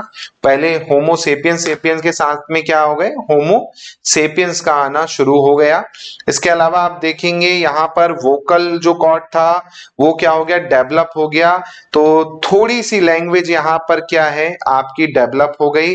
साथ में यहाँ पर आप देखेंगे फ्लिंट टूल्स जो थे इंपॉर्टेंट, है ना, यहाँ पर फ्लिंट टूल्स जो थे इनका मिलना एक तरह से डिस्कवरी हो गई, जिसे हम चकमक पत्थर कहते हैं, है ना, चकमक पत्थर, चकमक पत्थर जो थे इन्हें एक्चुअली में मिल गए, है ना, अपर पैलियोलिथिक पीरियड में, है ना, ये याद रखिएगा। इसके अलावा आप देखेंगे वोकल कॉर्ड यहाँ पर क्या है, होमो सेपियंस के डेवलप हो गए थे, है ना, तो वोकल कॉर्ड डेवलप हुए तो लैंग्वेज यहाँ पर आ गई, वोकल कॉर्ड जो थे अब डेवलप हो गए इनके, डेवलप, तो भैया लैंग्वेज भी अब यहाँ पर क्या हुई, आ गई, बाकी चीज वही थी, बस लैंग्वेज यहाँ पर आ गई। अब लैंग्वेज ऐसा नहीं, है ना, अब लैंग्वेज ऐसा नहीं कि भाई बिल्कुल जैसे अभी हम वार्तालाप कर रहे हैं नॉर्मल, मतलब कि हाँ जैसे छोटा बच्चा होता है ना बातें करना सीखता है वैसे ही सीख गए, बस बोलना लगे थे, है ना, ये नहीं कि एकदम स्क्रिप्ट भी आने लगी थी, बट लैंग्वेज इनकी डेवलप हो गई थी। इसी पीरियड में आप देखेंगे तो आपका क्या चालू हो गया, रॉक आर्ट जो है इसी पीरियड में आपका स्टार्ट हो गया, है ना। जैसे भीमबेटिका आप देखेंगे आगे, है ना, रॉक आर्ट की स्टार्ट यहां से आपको देखने को मिल जाती है। एग्जाम्पल के तौर पे भीमबेटिका आप देखेंगे, है ना, इंपॉर्टेंट साइट है जहां पर आप देखेंगे आपको मिलेगा, है ना। भीमबेटिका वीएस वाकांकर के द्वारा डिस्कवर की गई। आगे हम पढ़ेंगे, है ना, कि भाई कैसे क्या हुआ, लेकिन पता होना चाहिए, ठीक है। वैसे स्टार्टिंग आप देखेंगे यहां से मानी जाती है, लेकिन जो लार्ज स्केल पे यहां पर जो रॉक आर्ट स्टार्ट हुई ना, स्मॉल स्केल पे हुई है ना, ये याद रखिएगा। मेसोलिथिक में लार्ज स्केल पे हो जाती है, यहाँ पर अभी स्मॉल स्केल में चालू हो जाती है रॉक आर्ट। लेकिन वो एक होता ना कि एक तरह से इंडस्ट्री वे में नहीं, वैसा नहीं था, वो मेसोलिथिक पे स्टार्ट होगा। लेकिन एक मोटा मोटी यहाँ पर क्या है, रॉक आर्ट जो है स्टार्ट हो जाती है। और भीमबेटिका इंपॉर्टेंट साइट है, अभी मैं आगे लिखवाऊंगा। और पहली रॉक पेंटिंग आप देखेंगे तो सुहागी घाट में मिलती है ना। फर्स्ट रॉक पेंटिंग जो है, ये लिख लो, ऐसे यूपी का ये है। फर्स्ट रॉक पेंटिंग जो है ये जो डिस्कवर की गई, ये सुहागी घाट, है ना, सुहागी घाट यूपी, है ना, ये याद रखिएगा। सुहागी घाट यूपी, सुहागी घाट मतलब मिर्जापुर, है ना, जो कालीन भैया का इलाका है ना, मिर्जापुर में डिस्कवर की गई, है ना, ये फर्स्ट थी, है ना। और ACL कार्लाइल के द्वारा डिस्कवर की गई, ACL कार्लाइल के द्वारा डिस्कवर की गई, ठीक है।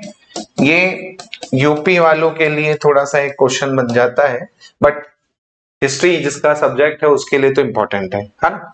तो ये ध्यान रखिएगा। पहली आप देखेंगे Suhagi Ghat UP, Mirzapur, first rock painting जो थी वो डिस्कवर की गई। और MP की बात करें तो भाई MP में आप देखेंगे जो टूल जो थे इस पीरियड के कहां से मिले, तो सोन रिवर से, है ना, सोन रिवर से जो है टूल्स डिस्कवर किए। किसने, निसार अहमद ने। थोड़ी देर पहले आपने नाम समझा पढ़ा था, है ना। तो इस पीरियड के टूल आप देखेंगे अपर पैलोलिथिक के निसार अहमद के द्वारा डिस्कवर किए गए, है ना। इसके अलावा एरिया आप देखेंगे तो भाई सीधी हो गया, है ना, सीधी हो गया, शेडोल हो गया, सीधी शेडोल। इसके अलावा आपका बाकी जो एरिया है वहां पर उसके आसपास का, वहां पर अपर वाला आपको क्या है देखने को मिला, है ना। इसके अलावा आप देखेंगे भीमबेटिका से ब्लू स्टोन ब्लॉक जो है डिस्कवर किया गया था इसी पीरियड का, भीमबेटिका से, है ना, ये याद रखिएगा। भीमबेटिका से ब्लू स्टोन ब्लॉक जो है डिस्कवर किया गया। और इसके अलावा आप देखेंगे खापर खेड़ा करके जगह है, खापर खेड़ा करके जगह है ना। कहां पर है ये, धार में है। यहां पर इसी पीरियड के ऑस्ट्रिच यानी शतरमुर्ग के एग शेल जो है रिमेन्स देखने को मिले, है ना। खापर खेड़ा करके धार में है। इसके अलावा आप देखेंगे घोड़ा माड़ा करके जगह है, घोड़ा माड़ा करके जगह है जो कि ढिंडोरी में है, यहां से ईयर का ऑर्नामेंट मिला, है ना, ईयर ऑर्नामेंट, कान की बाली वाली टाइप की, है ना, आभूषण कान का मेंट जो है वो मिला, है ना। घोड़ा माड़ा करके जगह है, वो भी इसी पीरियड का था।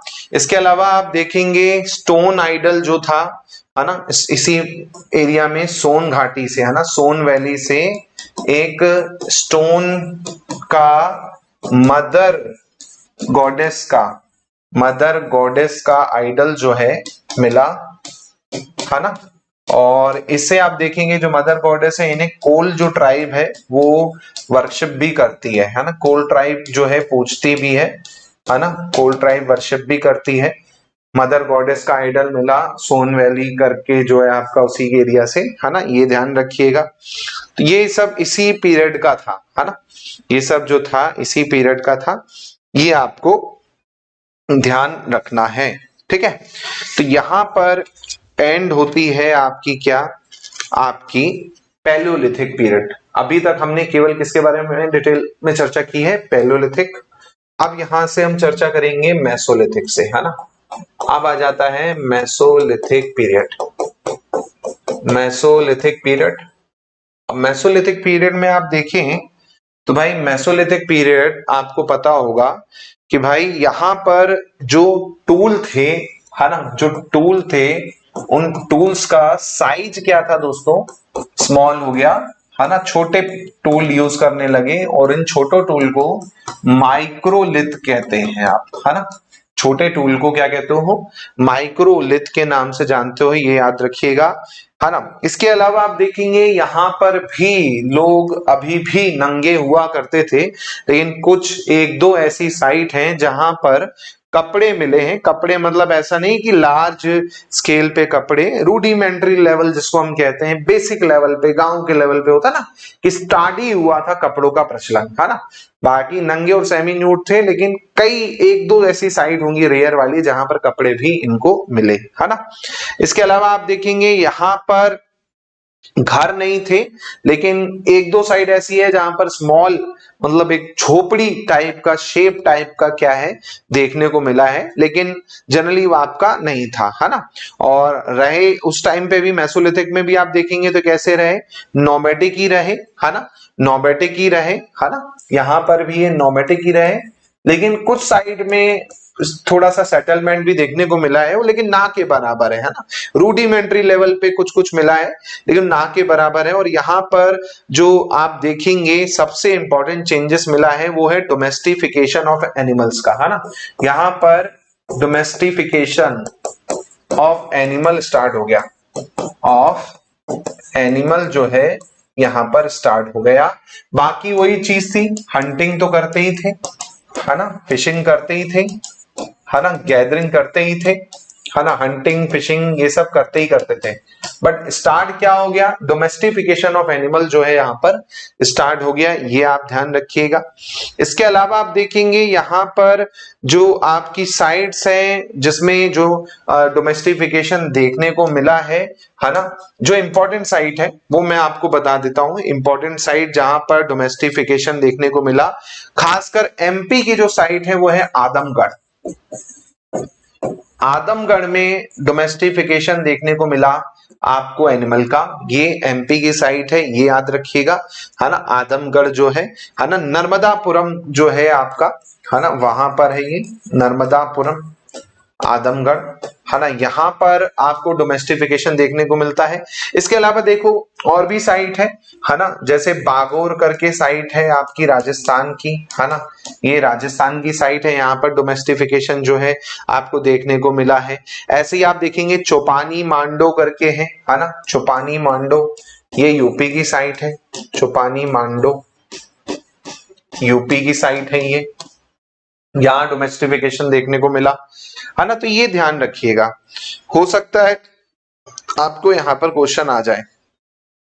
इसके अलावा आप देखो कि कुछ जगह कल्टीवेशन भी देखने को मिला, लेकिन उतना नहीं मिला जितना देखने को मिलता है। हाँ, एक चीज इसमें क्वेश्चन आ सकता है, ये साइट किसके द्वारा खोजी गई, तो आदमगढ़ साइट जो है आरबी जोशी के द्वारा डिस्कवर की गई थी, ये याद रखना आप, आरबी जोशी ने इसे डिस्कवर किया था, इसे याद रखिए, क्वेश्चन आ सकता है ना। 1964 में, है ना, 1964 में 1964 में इसे डिस्कवर किया आरबी जोशी ने। यहां पर डॉग, कुत्ते को ह्यूमन के साथ बरी किया गया था, डॉग बरीड अलोंग ह्यूमन, है ना, कुत्ते के साथ में आदमी को या आदमी के साथ में कुत्ते को भी दफन करा गया था, ये यहां पर आपको ध्यान रखना है, ठीक है। तो ये इंपॉर्टेंट साइट है जो आपको पता होनी चाहिए। और इसके अलावा पहला एनिमल देखेंगे तो जो डोमेस्टिफिकेशन किया गया तो भैया कुत्ता ही था, है ना। तो फर्स्ट एनिमल है आपका डॉग, याद रखिएगा, फर्स्ट एनिमल है आपका डॉग, है ना, पहला एनिमल जिसका डोमेस्टिफिकेशन किया गया। इसके अलावा आप देखेंगे यहाँ पर आपका फर्स्ट प्लांट जो है व्हीट और बार्ले जो है, ये आपका क्या किया गया था, है ना। तो फर्स्ट प्लांट के रूप में आप देखेंगे, फर्स्ट प्लांट जो था wheat and barley, wheat and barley, ये आपका था, है ना, इस टाइम पे। और पहला जो एनिमल था वो डॉग था, ये याद रखिएगा। आदमगढ़ साइड पे ही मिला था, है ना, ये नर्मदापुरम में है। आरबी जोशी ने इसको डिस्कवर किया। इंपॉर्टेंट फैक्ट बता रहा हूं, इस पे क्वेश्चन आ सकता है, ठीक है। तो इसको विशेष रूप से आपको ध्यान रखना है, क्योंकि क्वेश्चन आने के चांसेस यहाँ पर बनते हैं, ठीक है। इसके अलावा आप देखेंगे इसमें आपका जो भीमबेटिका है उसके बारे में थोड़ा सा हम अलग से भी चर्चा करेंगे। अभी यहाँ पर बस भीमबेटिका के बारे में थोड़ा सा कर लेता हूं मैं चर्चा। भीमबेटिका के बारे में इंपॉर्टेंट पॉइंट जो है, इससे रिलेटेड जो हिस्ट्री पॉइंट ऑफ व्यू है उससे बता रहा हूं, बाकी आगे हम इसको अलग से पढ़ेंगे, है ना। तो भीमबेटिका को डिस्कवर किया किसने? वीएस वाकांकर ने, है ना। वीएस वाकांकर ने इसे डिस्कवर किया। कब किया? 1957 में इसे डिस्कवर किया, 1957 में, याद रखिएगा। कहां पर है भाई, कौन सा डिस्ट्रिक्ट लगता है? तो रायसेन आपका लगता है भीमबेटिका। जैसे ही आप भोपाल से आगे जाएंगे तो आपको भीमबेटिका देखने को मिलेगी, है ना, ये आपको ध्यान रखना है। इसके अलावा आप देखेंगे बीबी मिश्रा ने, है ना, इसके अलावा आप देखेंगे बीबी मिश्रा करके व्यक्ति हैं, बीबी मिश्रा, इन्होंने ब्लेड टूल्स जो है डिस्कवर किए भीमबेटिका से। भीमबेटिका से ब्लेड टूल्स को डिस्कवर किया बीबी मिश्रा ने, ये याद रखिएगा, ठीक है। इसके अलावा आप एरिया देखिए मेसोलिथिक का, तो जबलपुर, सागर, मंदसौर, ये वाला जो इलाका है, ये एरिया है किसका? ये एरिया है आपका मेसोलिथिक वाला, है ना। तो जबलपुर हो गया, है ना, खासकर मंदसौर हो गया, जबलपुर, मंदसौर, है ना, ये एरिया है आपका, है ना। जबलपुर, मंदसौर हो गया। इसके अलावा सीधी, निमाड़ रीजन हो गया, है ना, निमाड़ में ईस्ट और वेस्ट दोनों आ गया, है ना, सीधी हो गया, है ना। ये मेन रीजन था जहां पर टूल्स देखने को मिले थे, है ना, या फिर जो भी प्रूफ है इनका देखने को मिला, ठीक है। चलो क्लियर इतना, आगे बढ़ते हैं। अब यहां पर अब बात करते हैं यहां पर अगला पीरियड जो कि है न्यूलिथिक पीरियड, ठीक है। न्यूलिथिक पीरियड,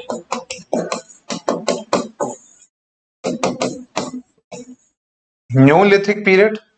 अब यहाँ पर जाहिर सी बात है क्या यूज होने लगा था? एक्स का यूज होने लगा था। कुल्हाड़ी यहाँ पर यूज कर रहे थे लोग, है ना। यहाँ पर स्लेट का यूज होने लगा था, है ना, स्लेट का यूज होने लगा था, कुल्हाड़ी का यहाँ पर यूज होने लगा था। यहाँ के जो टूल थे अब वो कैसे थे? टूल्स आपके शेप में आ चुके थे, है ना, पॉलिश थे साथ में भैया, एकदम पॉलिश वाले टूल, शेप वाले टूल यहाँ पर बकायदा थे, है ना। एग्रीकल्चर यहाँ पर क्या हो गया था? स्टार्ट हो चुका था। एग्रीकल्चर यहाँ पर क्या हो गया? स्टार्ट हो चुका था। एग्रीकल्चर स्टार्ट हो गया यहाँ पर, है ना, ये याद रखिएगा। इसके अलावा एग्रीकल्चर में जैसे मैंने बताया, जाहिर सी बात है अब यहाँ पर क्या है, एग्रीकल्चर स्टार्ट हो चुका था तो भैया एक ही जगह रुकना पड़ेगा। तो अब नोमैडिक नहीं थे लोग, है ना, अब नोमैडिक नहीं थे। पहले क्या होता था? दर दर भटकते थे। अब एग्रीकल्चर चालू हो गया तो भैया प्रॉपर एक तरह से सेटलमेंट चालू हो गया था। अब सेटल आपका रहने लगे तो अब ये नॉन नोमेडिक हो गए, है ना। अब यहाँ पर इनकी जो लाइफ थी सेटल्ड लाइफ हो गई, है ना, क्योंकि एक जगह ठहर गए थे ये, है ना। फैमिली प्लानिंग भी चालू हो गई यहाँ पर। पहले तो भाई कहाँ भी घुस जाते थे, कहीं भी हो जाते थे।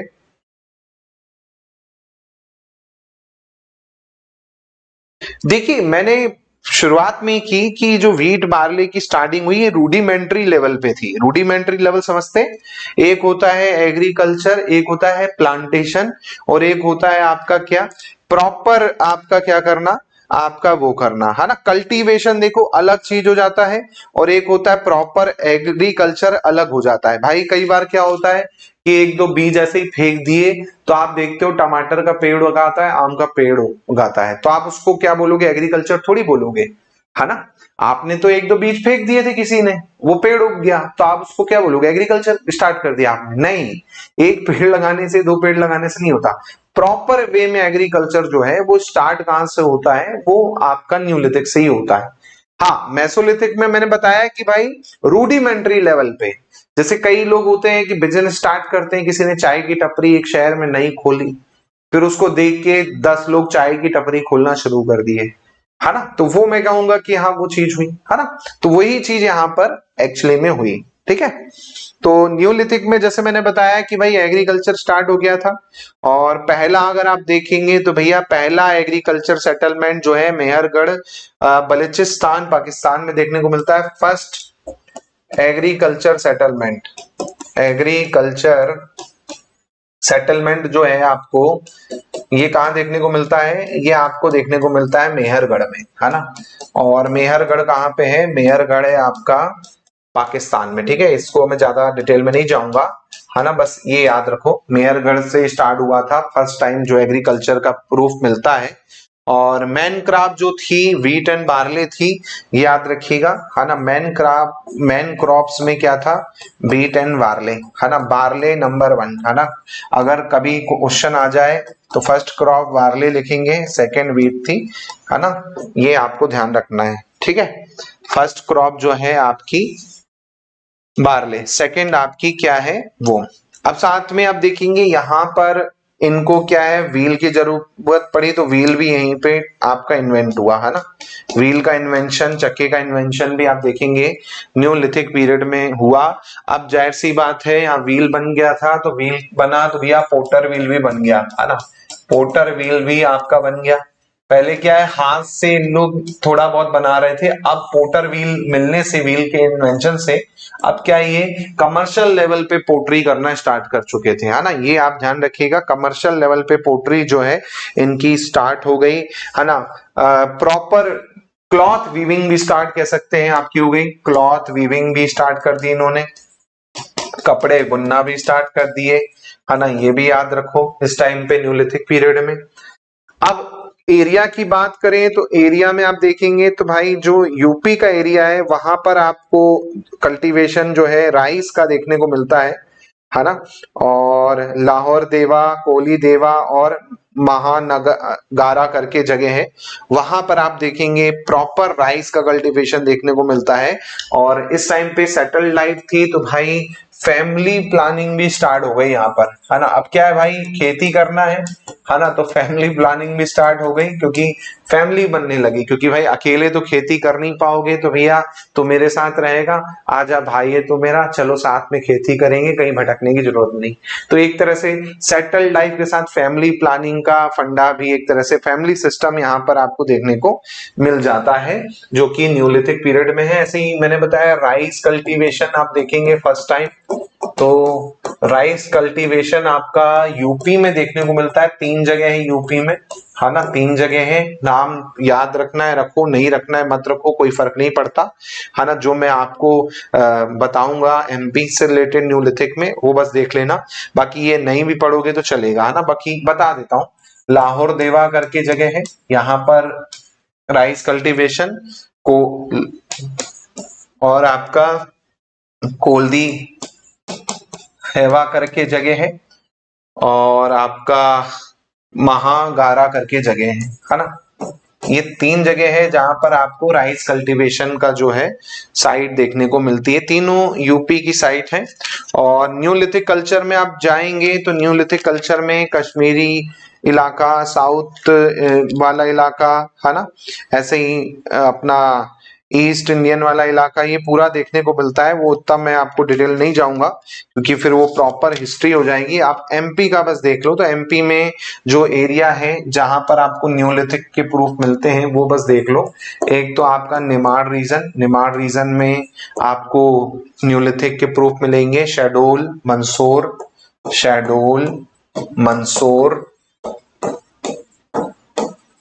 जबलपुर, है ना। शहडोल, मंदसौर, जबलपुर।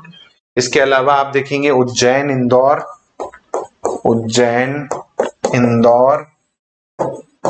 धार, है ना, मंडला, है ना। इसके अलावा आपका सागर, है ना। ये एरिया में जनरली आपको क्या है, न्यूलिथिक के वो मिलते हैं। रिवर की बात करें तो सोन रिवर में आपको देखने को मिलता है अच्छा खासा, है ना। इसके अलावा आपका सिंग्रामपुर करके जगह है, सिंग्रामपुर वैली, यहां पर ये कहां पर है? दमोह के पास में। यहां पर आपको कुछ कुछ चीजें मिलती हैं न्यूलिथिक से रिलेटेड। इसके अलावा आप देखेंगे आपका आदमगढ़ से ओयस्टर से बनी चीज मिली थी। आदमगढ़ से ओयस्टर से object made from oyster, made from oyster से बनी हुई चीज मिली है ना, ये याद रखिएगा। इसके अलावा आप देखेंगे,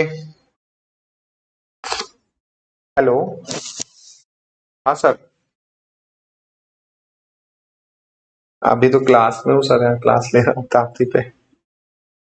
हाँ ठीक है सर, करता हूँ। हाँ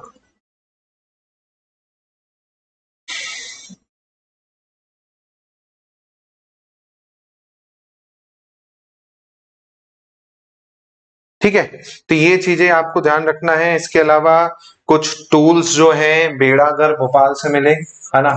बैरागढ़ आप सभी को पता होगा कहां पर है, भोपाल में है। यहां से न्यूलिथिक टूल मिले है ना, न्यूलिथिक टूल जो है यहां से मिले, ये आपको ध्यान रखना है। इसके अलावा आप देखें यहाँ पर आपका जो आपका एरिया है भोपाल में, जैसे आपका श्यामला हिल है ना, मनभावन टेकरी है ना, नेवरी केव है, यहाँ से आपको काफी टूल जो है देखने को मिलते हैं। इसके अलावा आप देखेंगे ह्यूमन सेटलमेंट का पता चलता है ना, ह्यूमन सेटलमेंट का पता चलता है कहां पर? एमपी में। ह्यूमन सेटलमेंट का पता चलता है आपको जबलपुर में है ना, जबलपुर में ह्यूमन सेटलमेंट मिलता है घाट के किनारे। एक तो भेड़ा घाट में आप देखिए यहाँ पर मिलता है, लम्हेता घाट देखिएगा, लम्हेता घाट में आपको क्या है, ह्यूमन सेटलमेंट देखने को मिलता है, भेड़ा घाट में मिलता है। इसके अलावा आप देखिएगा तिलवारा घाट जो है वहां पर भी आपको देखने को मिलता है, तिलवारा घाट में भी ह्यूमन सेटलमेंट। ठीक है, तो ये आपको ध्यान रखना है। और ये सब जो थी न्यूलिथिक साइट थी जो कि एमपी की हैं, इन्हें आप अच्छे से फोकस कीजिए और इनको ध्यान रखिएगा। इसके अलावा यहाँ पर न्यूलिथिक पीरियड खत्म होता है और अगली क्लास में हम क्या देखेंगे, अगली क्लास में हम चर्चा करेंगे उसके आगे की, आगे मतलब क्या, तो आगे आपका चालकोलिथिक पीरियड आ जाता है ना, जिसे हम ब्रॉन्ज एज के नाम से, मेटल एज के नाम से भी जानते हैं। आगे आप देखेंगे उसके बाद आपका क्या आ जाएगा, आयरन एज आ जाएगा। फिर आयरन एज देखेंगे है ना, जिसमें आपके अलग अलग जो लोकेशंस हैं उनके बारे में, जैसे नागदा, कायथा है ना, मालवा कल्चर, जोरवे कल्चर है ना, ये सब आपका आएगा। तो वो हम वहां पर क्या करेंगे, फिर डिटेल में चर्चा करेंगे। ठीक है, तो अगली क्लास में हो जाएगा। उसके बाद फिर जो आगे की कहानी है, क्योंकि इंडस वैली का जो एरिया है वो अपने एमपी में मिलता नहीं, तो वो पढ़ना नहीं है। हम सीधे कहां से चालू करेंगे, फिर वैदिक वाला पार्ट जो है वहां से चालू करेंगे है ना। तो मिलते हैं जल्दी ही नई क्लास में नए टॉपिक के साथ में। बहुत बहुत धन्यवाद। कोई डाउट लगता है तो पूछ लीजिएगा। क्लास रेगुलर रहेगी, कुछ मेडिकल इमरजेंसी थी फैमिली में, इस कारण ही क्लास जो है नहीं हो पाई थी। और अब मेडिकल इमरजेंसी को मैंने पहले ही बताया था, कोई रोक नहीं सकता है ना, इस कारण नहीं हो पाई थी। बाकी अब तो रेगुलर ही रहेगी क्लास, तो कोई दिक्कत नहीं है ना। चलिए, तो मिलते हैं आप लोगों से जल्दी नई क्लास में। जय हिंद, जय भारत, धन्यवाद, थैंक यू, गुड नाइट।